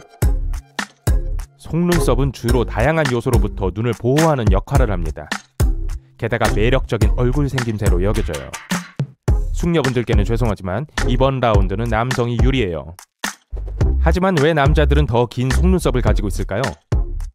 자, 이것은 남성적인 특징에 대부분의 책임이 있는 근본적인 원인으로 거슬러 올라갑니다. 테스토스테론이죠. 앞서 언급했듯이 남성들은 몸의 털 성장에 영향을 미치는 더 높은 수준의 테스토스테론을 가지고 있어요. 속눈썹도 여기에 포함됩니다. 또한 속눈썹의 기본적인 기능과 관련이 있어요. 속눈썹은 보호장치의 한 형태입니다. 속눈썹은 눈을 촉촉하게 유지시켜주고 눈이 건조해지고 자극받는 것을 방지해요. 또한 먼지와 같은 해로운 공기 중의 입자로부터 눈을 보호합니다. 그래서 속눈썹은 멋과 기능을 결합한 우리 몸의 몇 가지 특징 중 하나예요. 모든 생물학적 차이에도 불구하고 남성과 여성은 사실 우리가 생각하는 것보다 더 많은 공통점을 가지고 있어요. 우선 극적인 호르몬 변화가 여성에게 국한되는 것이라는 생각은 버리세요. 여성들은 호르몬 변화가 일어날 때 몸이 직면하는 어려움에 대해 잘 알고 있는 반면 남성들은 그에 대해 더욱 무지합니다.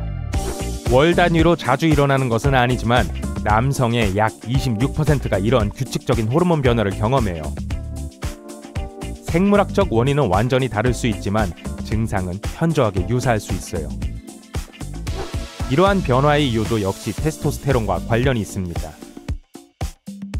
남성들의 테스토스테론 수치는 1년 중 계절에 따라 급상승했다가 떨어지는 경향이 있어요. 이러한 변동이 일어날 때 피로, 경련, 민감성 증가, 짜증, 그리고 감정 변화 같은 부작용을 초래할 수 있습니다. 감정 변화라고요? 우리 대부분은 이런 경험을 합니다. 그래서 주변 사람들이 호르몬 변화를 경험하고 있을 때 서로를 더 이해해주는 게 필요해요. 각막은 우리 몸에서 혈관 없이 살아있는 세포를 가진 유일한 장기입니다. 각막은 바깥의 눈물에서 직접 영양분과 산소를 공급받으며 각막과 눈 안쪽을 연결해주는 신경섬유로부터 되직한 수액을 공급받아요. 그래서 컨택트 렌즈가 잠재적인 문제가 될 수 있는 거예요. 나이가 많은 사람들은 대부분 각막이 외부에서 산소를 공급받기 때문에 산소 공급이 줄어들게 되거든요. 실리콘 하이드로겔 렌즈가 시장에 나왔을 때 이 문제는 해결되었어요. 아니면 최소한 줄어들었죠. 혈관이 없는 몸의 다른 부분은 손톱, 머리카락, 피부층, 치아 에나멜이 있어요. 운동 후에 땀에서 가끔 양파 냄새가 난다는 걸 느껴보신 적 있으신가요? 걱정하지 마세요. 우리 피부에는 2가지 종류의 땀샘이 있습니다. 첫 번째 종류의 분비선은 사타구니나 겨드랑이 같은 특정 부위에 있어요. 이 부분에서는 감정적 경험에 대한 반응으로 특별한 피지를 만들어내요. 다른 종류의 땀샘은 훨씬 더 평범하죠. 몸 전체에 분포되어 있으며 운동을 한 후에는 이 땀샘에서 땀이 나는 거예요. 이 땀은 피부에서 증발하면서 우리의 몸을 식혀줘요. 99%가 물이라 사실상 무취입니다. 적어도 모공에서 나와 피부 표면으로 올라올 때까지는요. 하지만 인간의 피부에는 많은 종류의 박테리아가 있고 이 박테리아는 각질과 함께 땀 속의 영양분을 먹고 삽니다. 이때 나오는 부산물 중 특정 화학물질이 있는데요. 그 냄새를 맡으면 양파 냄새가 떠오르게 될 거예요. 달리기를 하러 갈 때, 특히 추운 날씨에 짧은 조깅을 할 때 침이 더 많이 나온다는 걸 알아채신 적 있으신가요? 하지만 만약 마라톤을 뛰고 있는데 바깥 날씨가 좋고 따뜻하다면 침이 덜 나오게 될 거예요. 입으로 숨을 더 많이 쉬기 때문에 몸이 건조 효과를 상쇄하려고 하는 거죠. 몸이 장기적으로 탈수 현상을 겪을 수 있기 때문에 침 생성을 줄여서 수분을 보존하려고 하는 거예요. 운동의 강도와 상관없이 운동을 하면 몸에서 특정한 유형의 단백질이 더 많이 분비되게 돼요. 이 단백질은 침을 더 끈적거리고 점성이 생기게 만들기 때문에 운동 후에 입이 훨씬 건조하다고 느낄 수 있어요. 인간은 15초가 지난 세상을 봅니다. 즉, 뇌가 계속해서 여러분을 약간이나마 과거에 머물게 한다는 뜻이죠. 이런 식으로 뇌는 주변의 세상에 대한 여러분의 시야를 안정시키는 겁니다. 우리 눈은 엄청난 양의 시각적 정보를 받죠. 수백만 가지의 색깔, 모양, 그리고 빙글빙글 돌며 끊임없이 변하는 움직임까지요. 뇌가 그 모든 것을 처리하는 건 쉬운 일이 아닙니다. 시각의 세계는 시각, 빛 등 나머지 외부 요소들의 변화 때문에 항상 변하게 돼요. 또한 눈을 깜빡여야 하므로 시각적 정보도 바뀌게 되죠. 게다가 여러분의 머리, 눈, 몸 전체가 항상 어떤 종류의 움직임을 만들어내니까요. 그래서 뇌는 환상적인 안정성을 만들어낼 수 있는 메커니즘을 구축해야 했어요. 자동으로 시각적 입력을 부드럽게 만드는 거죠. 모든 시각 스냅샷을 하나하나 분석하는 게 아니에요. 마치 타임머신처럼 지난 15초 동안 어느 정도 주어진 순간에 본 것들의 평균을 인식하는 겁니다. 뇌는 여러 물체들을 모아 서로 비슷해 보이게 만들어요. 그렇게 우리가 안정된 환경에 있다고 믿도록 속이는 거죠. 뇌가 실시간으로 정보를 업데이트한다면 세상은 움직임과 빛, 그림자의 끊임없는 변화로 아주 혼란스럽게 느껴질 거예요. 아마도 항상 환각을 보는 것처럼 느껴지겠죠. 뼈는 정말 튼튼합니다. 하지만 우리가 골격계의 일부로 여기기도 하는 치아는 훨씬 더 강합니다. 치아의 단단한 바깥층인 에나멜 때문인데요. 에나멜은 치아 내부의 조직과 섬세한 신경을 안전하게 지켜줍니다. 여러분은 기본적으로 생각하는 동안 칼로리를 소모할 수 있습니다. 쉬고 소화를 하거나 숨을 쉬고 몸을 따뜻하게 하는 것처럼 기본적인 것 외에 특별한 활동을 하지 않을 때 이 단계에서 우리의 뇌는 신체 전체 에너지의 20에서 25%를 사용합니다. 즉 거의 아무것도 하지 않으면서 우리 몸이 하루에 350에서 450 칼로리를 태운다는 거예요. 동물의 왕국에서 우리만 이런 메커니즘을 가지고 있는 것은 아니에요. 아주 작은 피그미 마모색과 작은 나무 뒤지처럼 작은 포유동물 몇몇은 전체 신체 에너지와 같은 비율의 에너지를 뇌에 쏟습니다. 뇌가 연소하는 에너지의 대부분을 뉴런인 세포가 서로 소통하도록 돕는 데 쓰는 거예요. 뇌가 시냅스, 즉 특별한 세포 구조를 통해 화학적 신호를 전달할 때 말이에요. 그러면 뇌는 시냅스를 작동시키기 위해 많은 에너지를 뇌로 보내겠죠. 우리의 뇌는 결코 쉬지 않습니다. 잠을 잘 때도 특정 부위는 계속 활동적이에요. 그래서 뇌가 작동하기 위해서는 연료가 필요합니다. 그래서 우리는 자는 동안에도 칼로리를 소모합니다. 하루 종일 힘든 정신적 업무를 했다면 더 많은 칼로리를 소모하게 돼요. 그러니까 오늘 운동을 건너뛰었다면 스도쿠라도 좀 풀어보세요. 여러분도 아이스크림을 허겁지겁 드시나요? 가끔은 괜찮기도 하지만 자주 이렇게 먹으면 뇌가 얼어버리는 느낌을 받게 될 거예요. 슬러시 음료, 아이스크림과 같이 차가운 것을 갑자기 마시거나 먹은 직후에 머리 앞이나 옆쪽에서 느껴지는 강렬하고 불편한 느낌 말이에요. 어떤 사람들은 심지어 차가운 공기에 노출될 때도 비슷한 통증을 겪습니다. 과학자들은 아직도 정확히 왜 이런 일이 일어나는지 알지 못하지만 차가운 물질이 입천장 뒤쪽에 위치한 신경의 무리를 자극한다는 이론이 하나 있어요. 또 다른 이론은 입천장과 부비강의 혈관이 다시 팽창하기 전에 입 안의 온도가 떨어져서 혈관이 수축하기 때문이라고 주장해요. 그나저나 이 통증은 심각하게 걱정해야 하는 위험한 문제가 아니에요. 그렇다고 테이블 위에 매달리거나 신음하거나 손으로 머리를 쥐어짠다고 해서 도움이 되는 건 아니고요. 어떤 사람들은 잠을 오래 자는 걸 좋아해요. 저도 그렇죠. 하지만 짧게 자도 괜찮은 체질을 타고난 사람들이 있어요. 즉 수면 부족에 어느 정도 면역이 되어 있다는 뜻이죠. 인구 중 약 1%가 이런 체질이라고 해요. 이 사람들은 잠이 부족해도 컨디션에 별 영향을 받지 않으며 하룻밤에 6시간씩 자도 괜찮다고 해요. 이 정도 수면을 며칠 동안 지속한다면 대부분의 사람들은 망가지게 될 거예요. 인간의 눈에는 보통 3개의 원뿔체가 있습니다. 이 원뿔체 덕분에 초록, 빨강, 파랑의 스펙트럼에서 대략 100만 개의 다른 색조를 인식할 수 있죠. 하지만 드물게 눈에 4개의 원뿔체가 있는 사람들이 있어요. 이들을 테트라크로맷이라고 부르죠. 이 사람들은 자외선을 볼 수도 있는데요. 그렇다면 이 사람들은 이렇게 다른 색을 구별할 수 있는 거예요. 우리 몸의 골격이 완전 젖어 있다는 사실을 알고 계시나요? 그러니까 우리 몸의 전체는 최대 60%까지 대부분 물로 구성되어 있잖아요. 체액은 장기, 근육, 피부에만 있는 게 아니에요. 뼈에도 있어요. 우리 몸속의 뼈는 거의 3분의 1이 물입니다. 인체 속에는 놀라운 네트워크가 숨겨져 있어요. 혈관은 정말 작지만 혈관을 모두 펴서 일렬로 세운다면 엄청난 게 만들어질 거예요.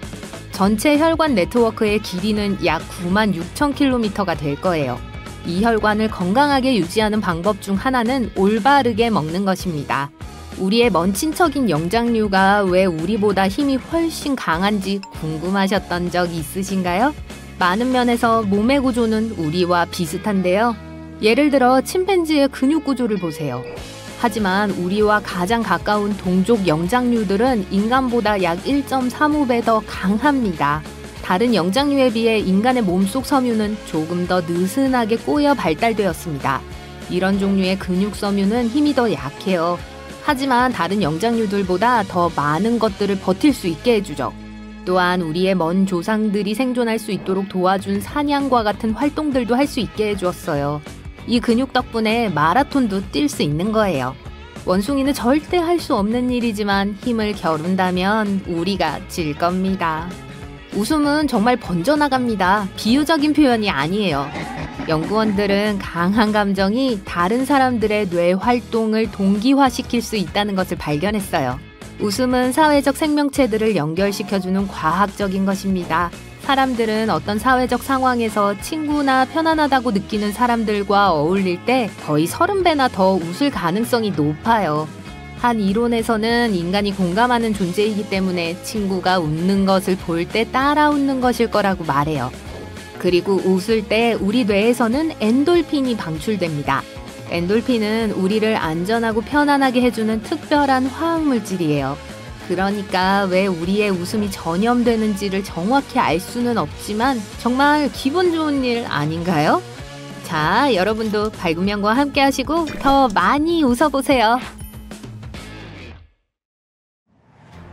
여기 믿기 힘든 몇 가지 사실이 있어요. 위는 2리터의 액체를 담을 수 있는 놀라운 용량을 가지고 있어요. 커다란 콜라 한 병이죠.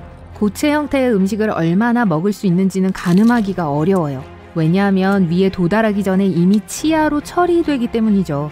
칠면조 한 마리가 들어갈 정도는 안 되지만 웬만한 크기의 닭 한 마리는 들어갈 수 있을 거예요. 위가 어디 있냐고 물으면 아마 배를 가리킬 거예요. 미안하지만 틀렸어요. 사실 위쪽 갈비뼈 사이에 숨겨져 있어요. 과학자들은 맹장이 결국에는 사라질 거라고 믿어요. 왜 맹장이 필요한지 아무도 정확히 모르지만 일부 과학자들은 우리 조상들이 나무 껍질을 소화하는 걸 돕기 위한 것이었다고 주장해요. 물론 더 이상 나무 껍질을 먹지 않기 때문에 맹장은 필요하지 않고 사라진다고 해도 우리 몸에는 아무 이상이 없을 거예요. 우리 몸에서 더 이상 필요 없는 기관은 맹장뿐이 아니에요. 사랑니도 별로 쓸모가 없어요. 네, 예전엔 우리 조상들이 다른 치아를 잃었을 때 유용했겠지만 요즘에는 사랑니를 빼는데 드는 비용만 들 뿐이에요. 비록 우리는 잘 눈치채지 못하지만 우리 몸은 거의 털로 덮여 있어요. 배꼽에도 털이 있어요. 그 목적은 먼지를 가두는 거예요. 확인해보세요. 간은 독소와 몸 안에 원하지 않는 다른 많은 것들로부터 몸을 보호하면서 개인 보디가드 역할을 합니다. 또한 잘 파괴되지 않고 재생될 수 있어요. 우리 몸의 43%만이 실제로 우리 자신이에요. 몸세포의 50% 이상은 주로 내장에 사는 아주 작은 생물들이 차지합니다. 물론 몸세포가 미생물 세포보다 수가 적긴 하지만 평균적으로 약 100조 개의 세포가 우리 몸 안에 있어요. 우리는 혼자가 아니에요. 이걸 염두하면 유전자는 실제로 우리 자신을 구성하고 있는 것의 절반도 되지 않습니다. 만약 몸 안에 살고 있는 모든 미생물의 유전자를 세어본다면 200만에서 2천만 개가 될 거예요. 잠을 잘 때 몸 전체가 잠을 자는 건 아니에요. 때때로 뇌는 우리가 자고 있을 때 훨씬 더 열심히 일해야 해요. 엄청난 양의 정보를 처리하고 보고하는 데는 보통 많은 시간이 걸려요. 자는 동안 코는 확실히 충분히 휴식을 취해요. 놀랍게도 후각은 밤에 비활성화돼요. 침실에서 정말 지독한 냄새가 난다고 해도 전혀 모를 거예요. 코는 아마도 신체에서 가장 과소평가된 부분 중 하나일 거예요. 코가 없으면 음식을 먹는 게 전혀 즐겁지 않을 거예요. 모든 음식 맛의 약 80%는 코와 냄새를 인식하는 능력 덕분입니다. 만약 음식을 먹을 때 코를 막는다면 거의 아무 맛도 나지 않을 거예요. 후각이 없다면 주로 식감으로 음식을 구분해야 하기 때문에 양파나 사과가 비슷하게 느껴질지도 몰라요. 과학자들은 우리가 약 10,000개의 냄새를 구별할 수 있다고 믿어왔지만 그건 틀렸어요. 최근의 연구는 사람들이 실제로 1조 개 이상의 냄새를 구별할 수 있다는 것을 보여줬어요. 우리는 또한 다른 어떤 감각보다 냄새를 더 잘 기억하고 냄새는 심지어 멀고 먼 옛 기억까지 떠올리게 할 수 있어요. 코는 단지 숨을 쉬고 냄새 맡기를 돕는 게 아니에요. 민감한 목과 폐를 위해 공기를 정화해요. 건조한 공기를 들이마시면 코가 습도를 더하고 식히고 필요하면 데워줘요. 또한 코는 먼지를 걸러내요. 나이가 들면 뇌는 점점 크기가 작아집니다. 75세가 되면 30세보다 훨씬 더 작아지고 40세가 되면 줄어들기 시작해요. 누구에게나 일어나는 일이고 정신 능력에 전혀 영향을 미치지 않아요. 뇌는 단지 기억의 7비트만 저장할 수 있어요. 두뇌와 전화기 용량을 비교하려고 하지 마세요. 2005년형이라고 하더라도요. 우리가 전화번호를 못 외우는 데는 이유가 있어요. 단기 기억은 칠판처럼 기능해요. 몇 가지 정보를 적을 수 있지만 조만간 공간이 부족해질 거예요. 본인의 작업 메모리 용량을 확인하려면 이 테스트를 해보세요. 친구에게 단어 10개의 목록을 적어서 읽어달라고 부탁하세요. 대부분의 사람들은 목록에서 7개 이하의 단어를 기억해요. 램, 즉 작업 메모리는 기본적인 대화, 인터넷 서핑, 심지어 강아지를 쓰다듬는 것을 포함한 거의 모든 일상 활동을 수행하는 데 필수적인 것입니다. 우리의 가장 강렬하고 감정적인 기억은 종종 가짜예요. 중한 기억은 우리가 모든 것을 기억한다고 믿도록 자신감을 주지만 대부분의 세부 사항들은 우리의 머릿속에서 만들어진 거예요. 나이가 들면서 뇌가 줄어들 뿐만 아니라 몸도 크게 줄어들 거예요. 뼈가 더 잘 부서지고 등뼈가 눌려요. 밤에 쉴 때도 비슷한 일이 일어납니다. 뼈도 약간 이완되죠. 그래서 아침에 일어났을 때 저녁보다 키가 더 커요. 포유류 중에서 오직 인간만이 평생 두 다리로 걸을 수 있습니다. 캥거루나 고릴라가 같은 방식으로 움직인다고 생각할지도 모르지만 캥거루는 꼬리를 세 번째 다리로 사용하고 고릴라는 균형을 유지하기 위해 긴 팔을 사용해요. 우리 뼈도 신진대사에 참여해요. 뼈는 대부분 칼슘으로 구성되어 있기 때문에 혈액에 칼슘이 충분하지 않을 때 뼈는 몸의 균형을 맞추기 위해 칼슘을 혈류로 배출하기 시작해요. 그 정반대로 작용하기도 해요. 혈액에 칼슘이 너무 많으면 뼈로 전해져서 나중을 위해 저장됩니다.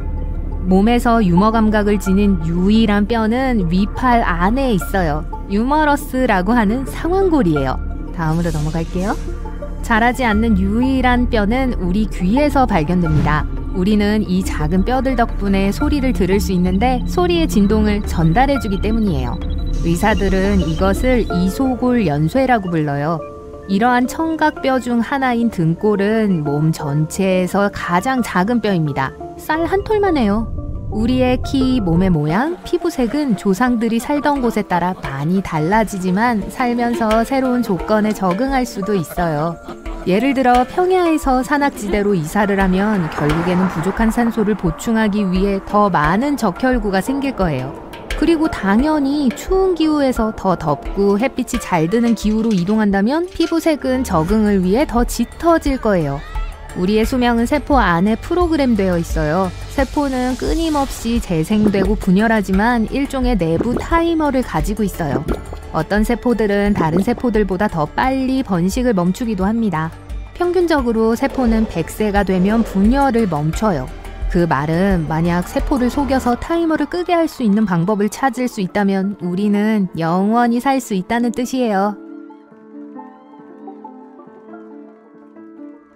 체지방은 그저 성가신 존재가 아니에요. 단열재, 에너지 비축, 그리고 충격 흡수제 역할을 해요.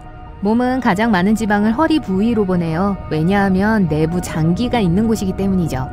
만약 무슨 일이 생긴다면 이 지방층은 회복할 수 없는 손상으로부터 주요 장기를 보호할 수 있어요.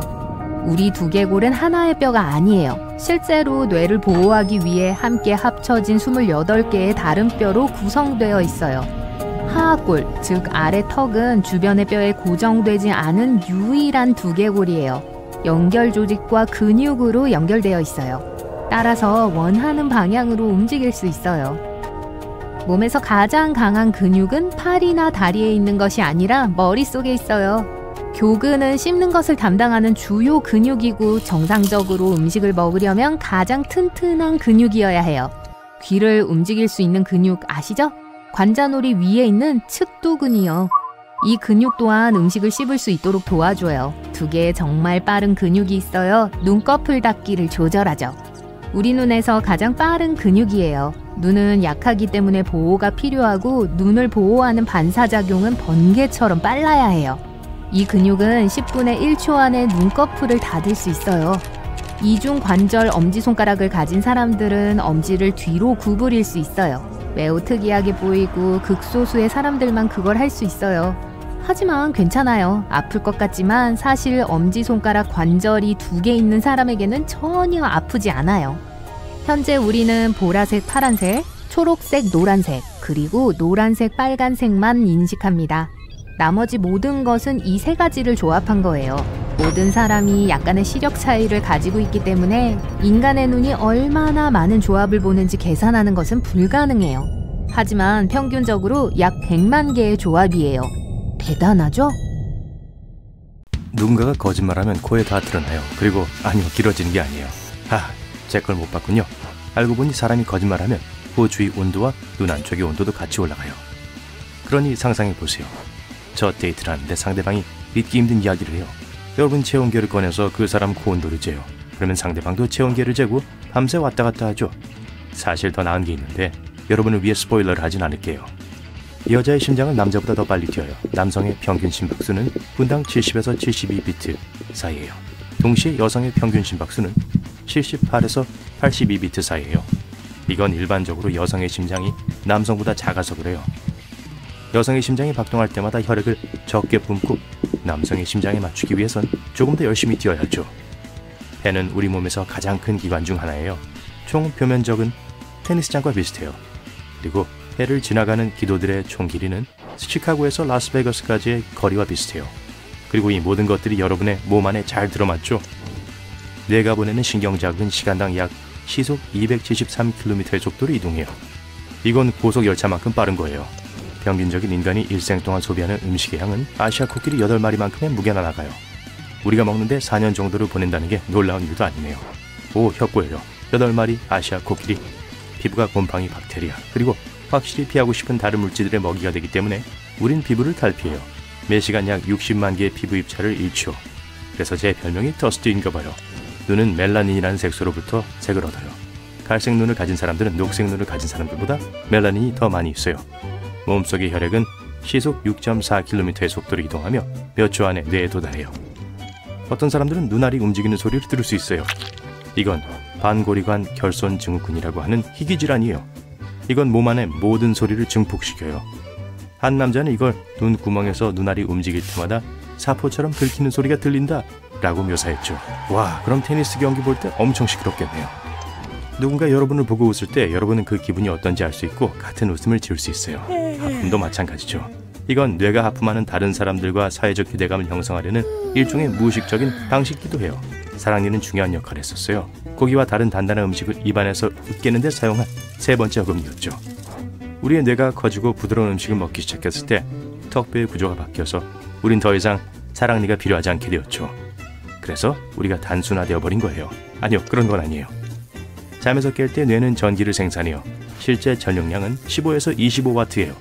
그건 LED에 전력을 공급할 수 있는 양이죠.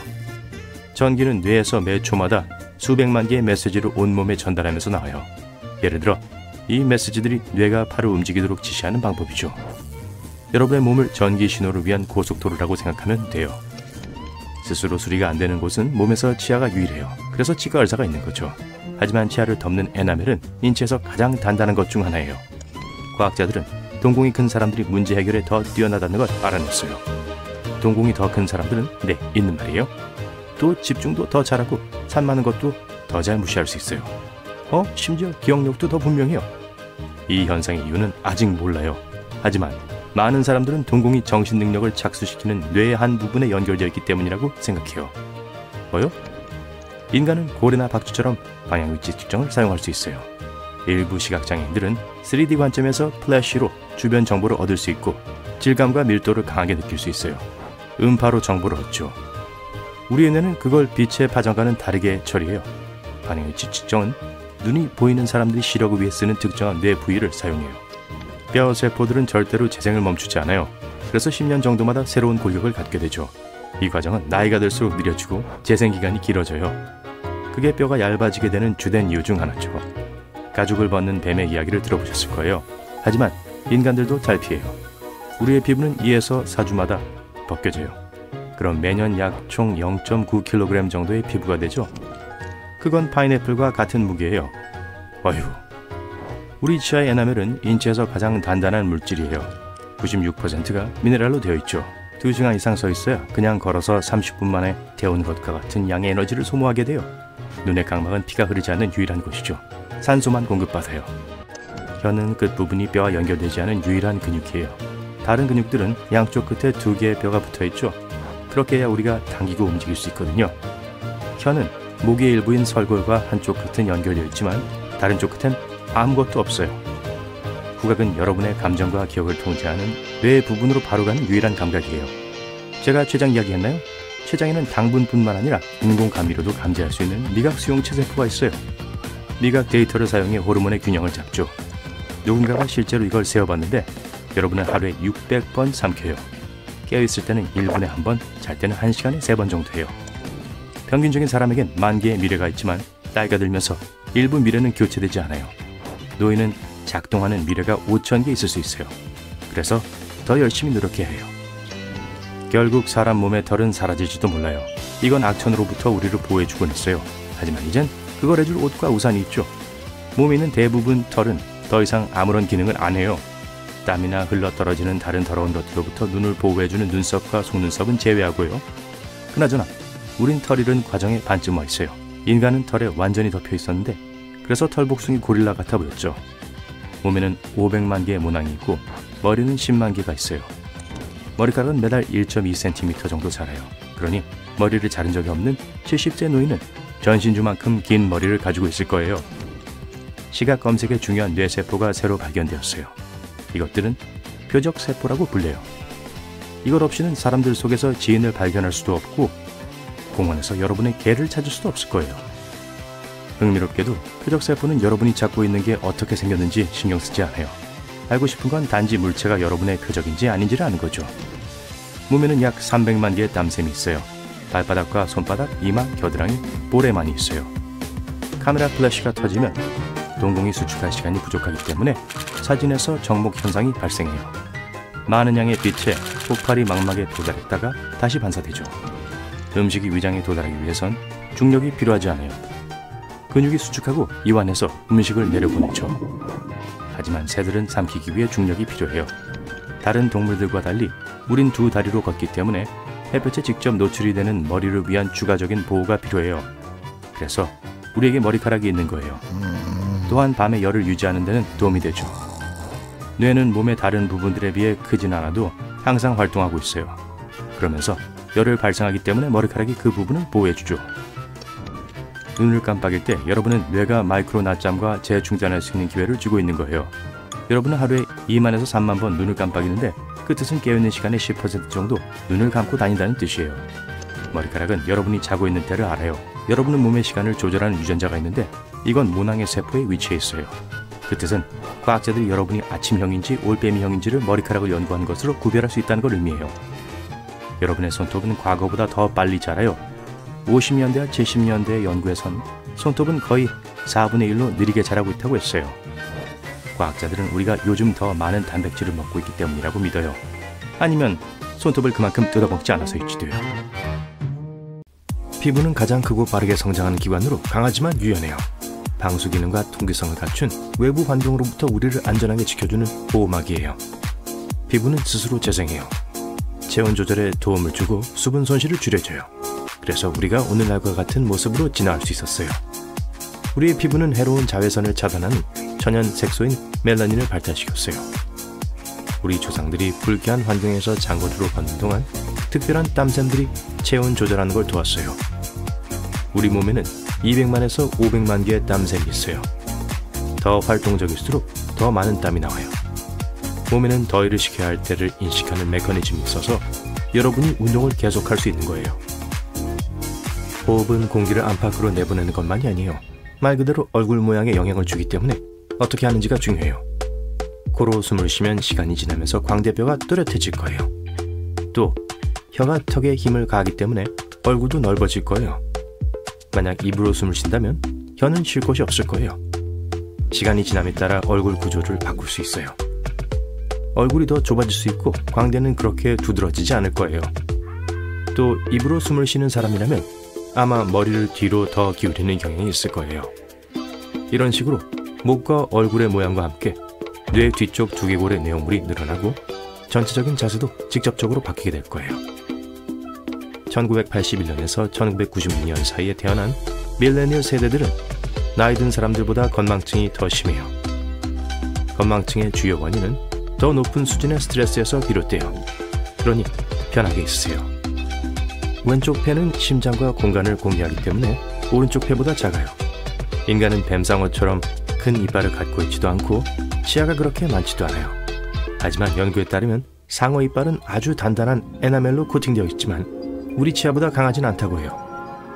우리에겐 치아를 서로 접착시켜줘서 치아 전체가 갈라지는 걸 방지해주는 단백질이 있어요. 상어와 달리 우리 치아는 빠지지 않아요.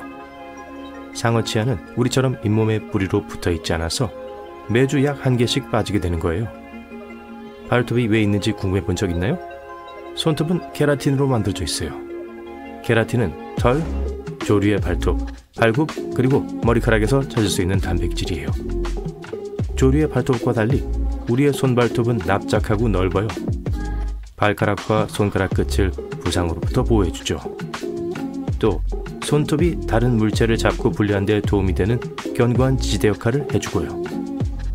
손톱 없이는 뒷면에 스티커를 떼거나 퍼즐 조각을 집는 건 어려울 거예요. 유인원과 원숭이들도 비슷한 섬세한 작업을 할 때 발을 사용해요. 과학자들은 영장류가 나뭇가지를 꽉 움켜쥐고 진드기를 제거하고 다른 비슷한 일들을 하기 위해 손톱을 진화시켰다고 생각해요. 인간의 몸은 어둠 속에서 빛을 발하는데, 다시 말하면 우리가 희미하게 생물 발광을 한다는 거예요. 그 빛은 육안으로 볼 수 있는 것보다 1000배 더 약해요. 하지만 다른 동물들은 우리의 희미한 빛을 쉽게 볼 수 있을 거예요. 눈은 꽤 민감해요. 여러분은 끊임없이 여러분을 둘러싸고 있는 모든 빛들 때문에 눈이 얼마나 민감한지 시험해 볼 기회가 거의 없었을 거예요. 인간의 세포는 체내 전체 세포수의 43%에 불과하며 나머지는 미세 식민지 주민들이에요. 그렇다는 건 여러분이 대부분 박테리아와 곰팡이로 이루어져 있다는 걸 의미하죠. 그래서 기본적으로 여러분은 장내 미세물 DNA와 여러분의 DNA가 혼합되어 있는 거예요. 인체에서 가장 풍부한 원소는 산소로 65%예요. 하지만 리튬, 코발트, 금, 우라늄도 포함되어 있어요. 그중 제일 희귀한 건 라듐이에요. 평균적으로 인간은 하품을 하루에 20번 정도 해요. 부분적으로는 피곤할 때 등 자발적으로 할 때도 있지만 가끔 누군가가 근처에서 하품을 하면 같이 하기도 하죠. 과학자들은 이게 소셜 미러링이라는 것일 수도 있다고 생각해요. 보통 동물들은 다른 걸 흉내낼 때 어떤 행동이 유용하다는 걸 인식하고 그걸 따라하기로 결심하죠. 인간의 경우 누군가가 다리를 꼬거나 웃거나 미소 짓거나 하품할 때 일어나요. 뜨거운 커피는 차가운 커피보다 맛이 좋을 수 있어요. 미각 수용체는 음식이 실온에 있거나 약간 높을 때 가장 민감해요. 커피가 차가울 때 쓴맛을 감지하는 미뢰가 더 민감하기 때문에 뜨거운 커피가 덜 쓴 것처럼 느낄 수 있어요. 새끼손가락은 강력해요. 그게 없다면 손은 그 힘의 상당 부분을 잃게 될 거예요. 검지와 중지는 엄지손가락과 협력해 잡고 꼬집어요. 그리고 새끼손가락은 약지와 함께 잡는 힘을 제공해요. 여러분의 뼈는 콘크리트보다 4배 더 단단해요. 몸에서 가장 강한 뼈는 대퇴골이에요. 성인의 30회까지 무게를 지탱할 수 있어요. 더 굉장한 건 우리의 뼈가 복합적인 물질로 이루어져 있어서 뼈가 단단하면서도 동시에 탄력이 있어요. 발은 다른 신체 부위보다 피부 바깥층이 두꺼워요. 심장은 자체적인 전시 시스템을 갖고 있으며 몸에서 분리되었을 때도 계속해서 뛸 수 있어요. 눈썹 하나의 평균 수명은 4개월이에요. 우리는 인생의 40%를 눈을 감고 보내요. 그 시간 대부분은 잠을 잘 테죠. 하지만 눈 깜빡이는 걸 포함하는 것도 잊지 마세요. 또는 운전할 때도요. 성인의 경우 혈액이 전체 체중의 7에서 8%를 차지해요. 혈액의 약 55%는 혈장이에요. 나머지는 적혈구, 백혈구, 그리고 혈소판이에요. 이게 덩어리를 형성하고 출혈을 예방하죠. 우린 삼키면서 호흡을 동시에 할 수 없어요. 삼키는 음식과 들이쉬는 산소는 처음에 목구멍의 같은 부분으로 내려와요. 조금 더 깊어지면 통로가 식도와 기관으로 나뉘어져요. 배고플 때 배에서 나는 꾸르륵거리는 소리엔 이름이 있어요. 복명음이라고 해요. 모든 사람의 약 3분의 1은 왼쪽 또는 오른쪽 눈썹을 올릴 수 있어요. 농담하면서 누군가에게 장난스러운 신호를 보내기에 좋은 방법이죠. 하지만 양쪽 눈썹을 개별적으로 올리는 능력은 훨씬 더 희귀해요. 그런 사람이 아니라면 그건 아직 그에 상하는 근육을 통제하고 움직일 수 없기 때문이에요.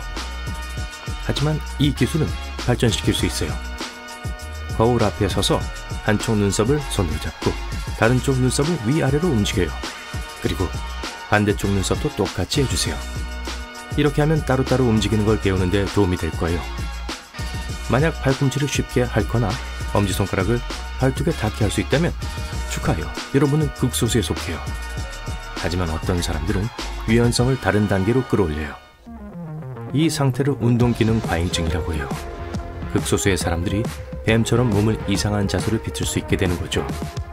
발 사이에 머리를 넣고 백브리치도 하고 온갖 종류의 찢기를 해요. 하지만 어떤 경우에는 그런 사람들은 뇌의 연수가 더 크기 때문에 운동기능 과잉증은 민감성을 높일 수 있어요. 이 뇌 영역은 감정 처리를 담당해요. 이 용감한 영웅들은 수영복만 입고 추위 속을 걸으면서도 포근함을 느낄 수 있어요. 맨발로 눈 속에 서 있을 수 있고 심지어 강이나 얼음 구멍에서도 수영할 수 있어요. 보통 이 재능은 타고나는 게 아니라 사람들이 극한의 추위를 견디는 데 익숙해질 때까지 몇 년 동안 몸을 단련시키는 거예요. 물론 단지 멋져 보이거나 멋지다고 느끼고 싶어서 그러는 건 아니에요. 스스로에게 간지럼을 태울 때 간지럽나요? 보통 못 느낄 거예요. 다른 사람이 간지럽히지 않으라는요. 이건 움직임을 감시하는 뇌의 손의 영역이 여러분의 움직임으로 인한 감각을 예측했기 때문이에요. 그러면 신경계의 다른 부위의 신호를 보내 이 감각들을 취소해요. 하지만 몇몇 기괴한 사람들은 자기가 간지럽힌 걸 느낄 수 있어요.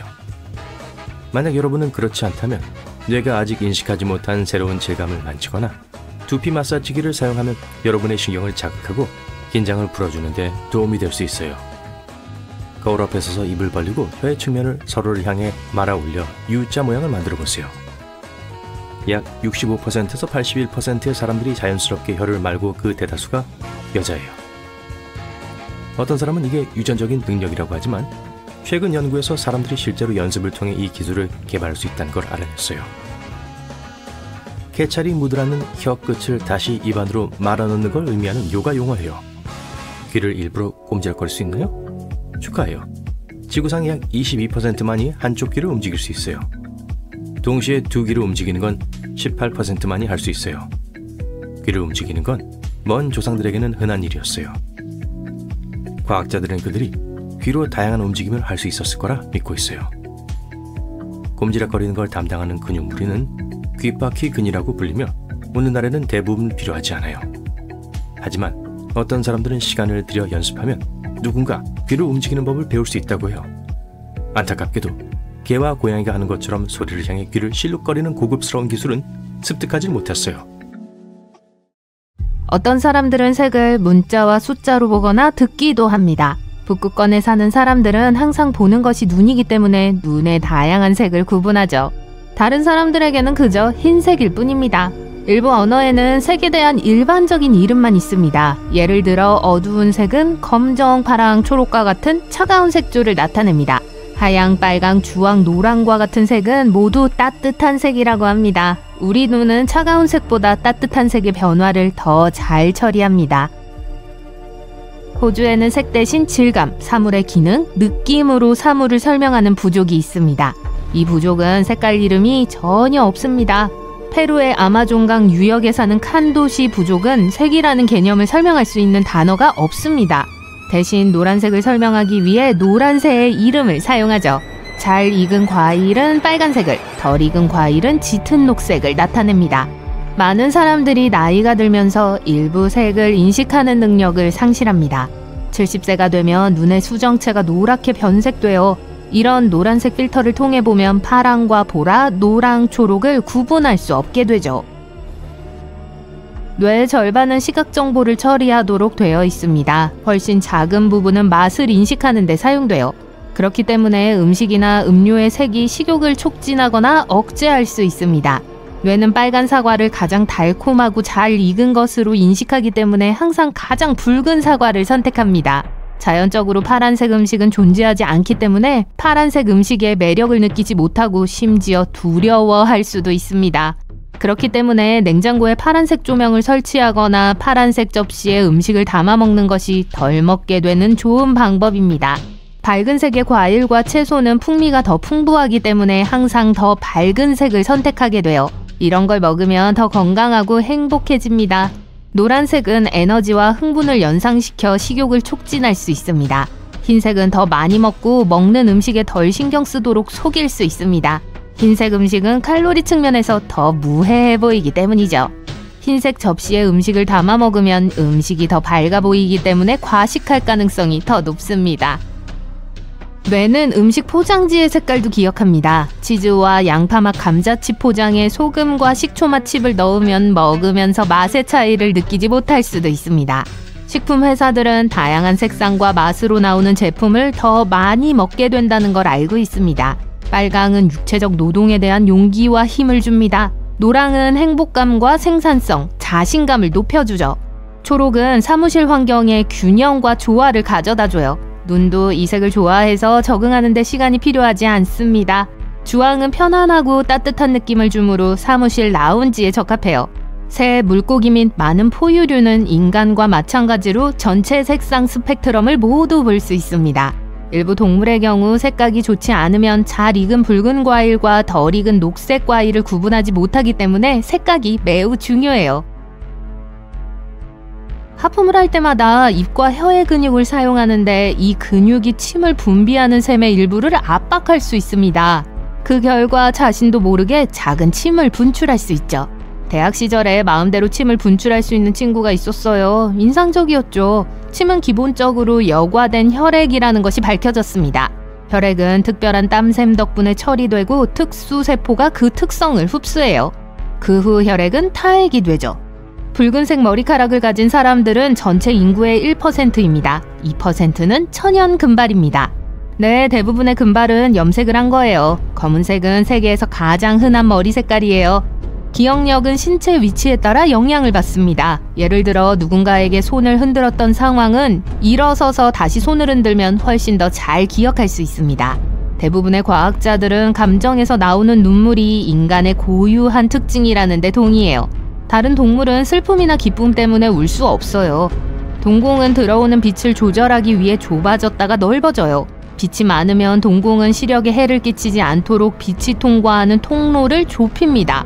어두운 곳에서는 동공이 확장되어 가능한 한 많은 빛을 포착합니다. 혀에는 많은 근육이 있습니다. 그중 일부는 새로운 언어를 배울 때만 조일 수 있습니다. 사람에게 물리면 입안에 서식하는 모든 박테리아 때문에 거의 항상 감염됩니다. 이런 의미에서 우리는 하이에나에 아주 가깝습니다.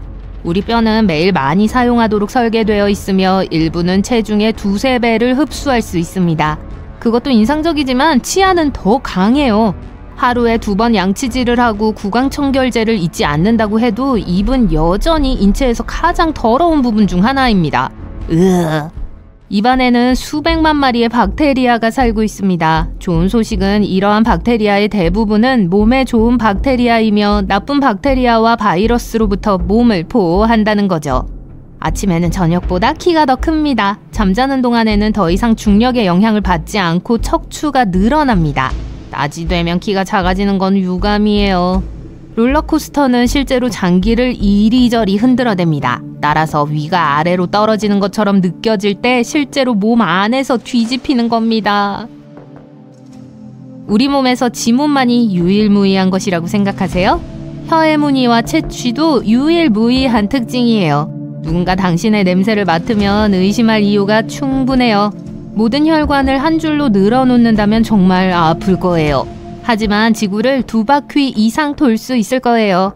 혈관 없이는 살 수 없기 때문에 실제로는 볼 수 없는 인상적인 위협이죠. 치통과 두통은 3차 신경 덕분에 서로 연결되어 있습니다. 3차 신경은 턱을 지나 머리로 향하기 때문에 치아 통증이 느껴지면 보통 머리의 통증과 함께 나타나요. 무엇을 하든 칼로리가 손실됩니다. 예를 들어 8시간의 건강한 수면은 최대 800칼로리를 소모합니다. 그리고 식사 중에도 에너지를 소비합니다. 사람은 20일 이상 음식을 먹지 않고도 살 수 있습니다. 그러나 10일 동안 잠을 자지 않으면 신체 기능이 멈출 거예요. 수면에 대해 이야기하면 평균적인 사람은 꿈의 90%를 잊어버립니다. 다행일 수도 있어요. 그렇지 않았다면 미친 세상이 됐을 거예요. 꿈의 색깔은 어렸을 때 본 TV의 영향을 자주 받습니다.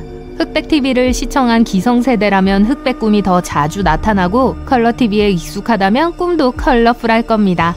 지구상의 10,000명 중 1명은 자신의 장기가 일반적인 위치의 반대쪽에 있거나 뒤집혀 있습니다.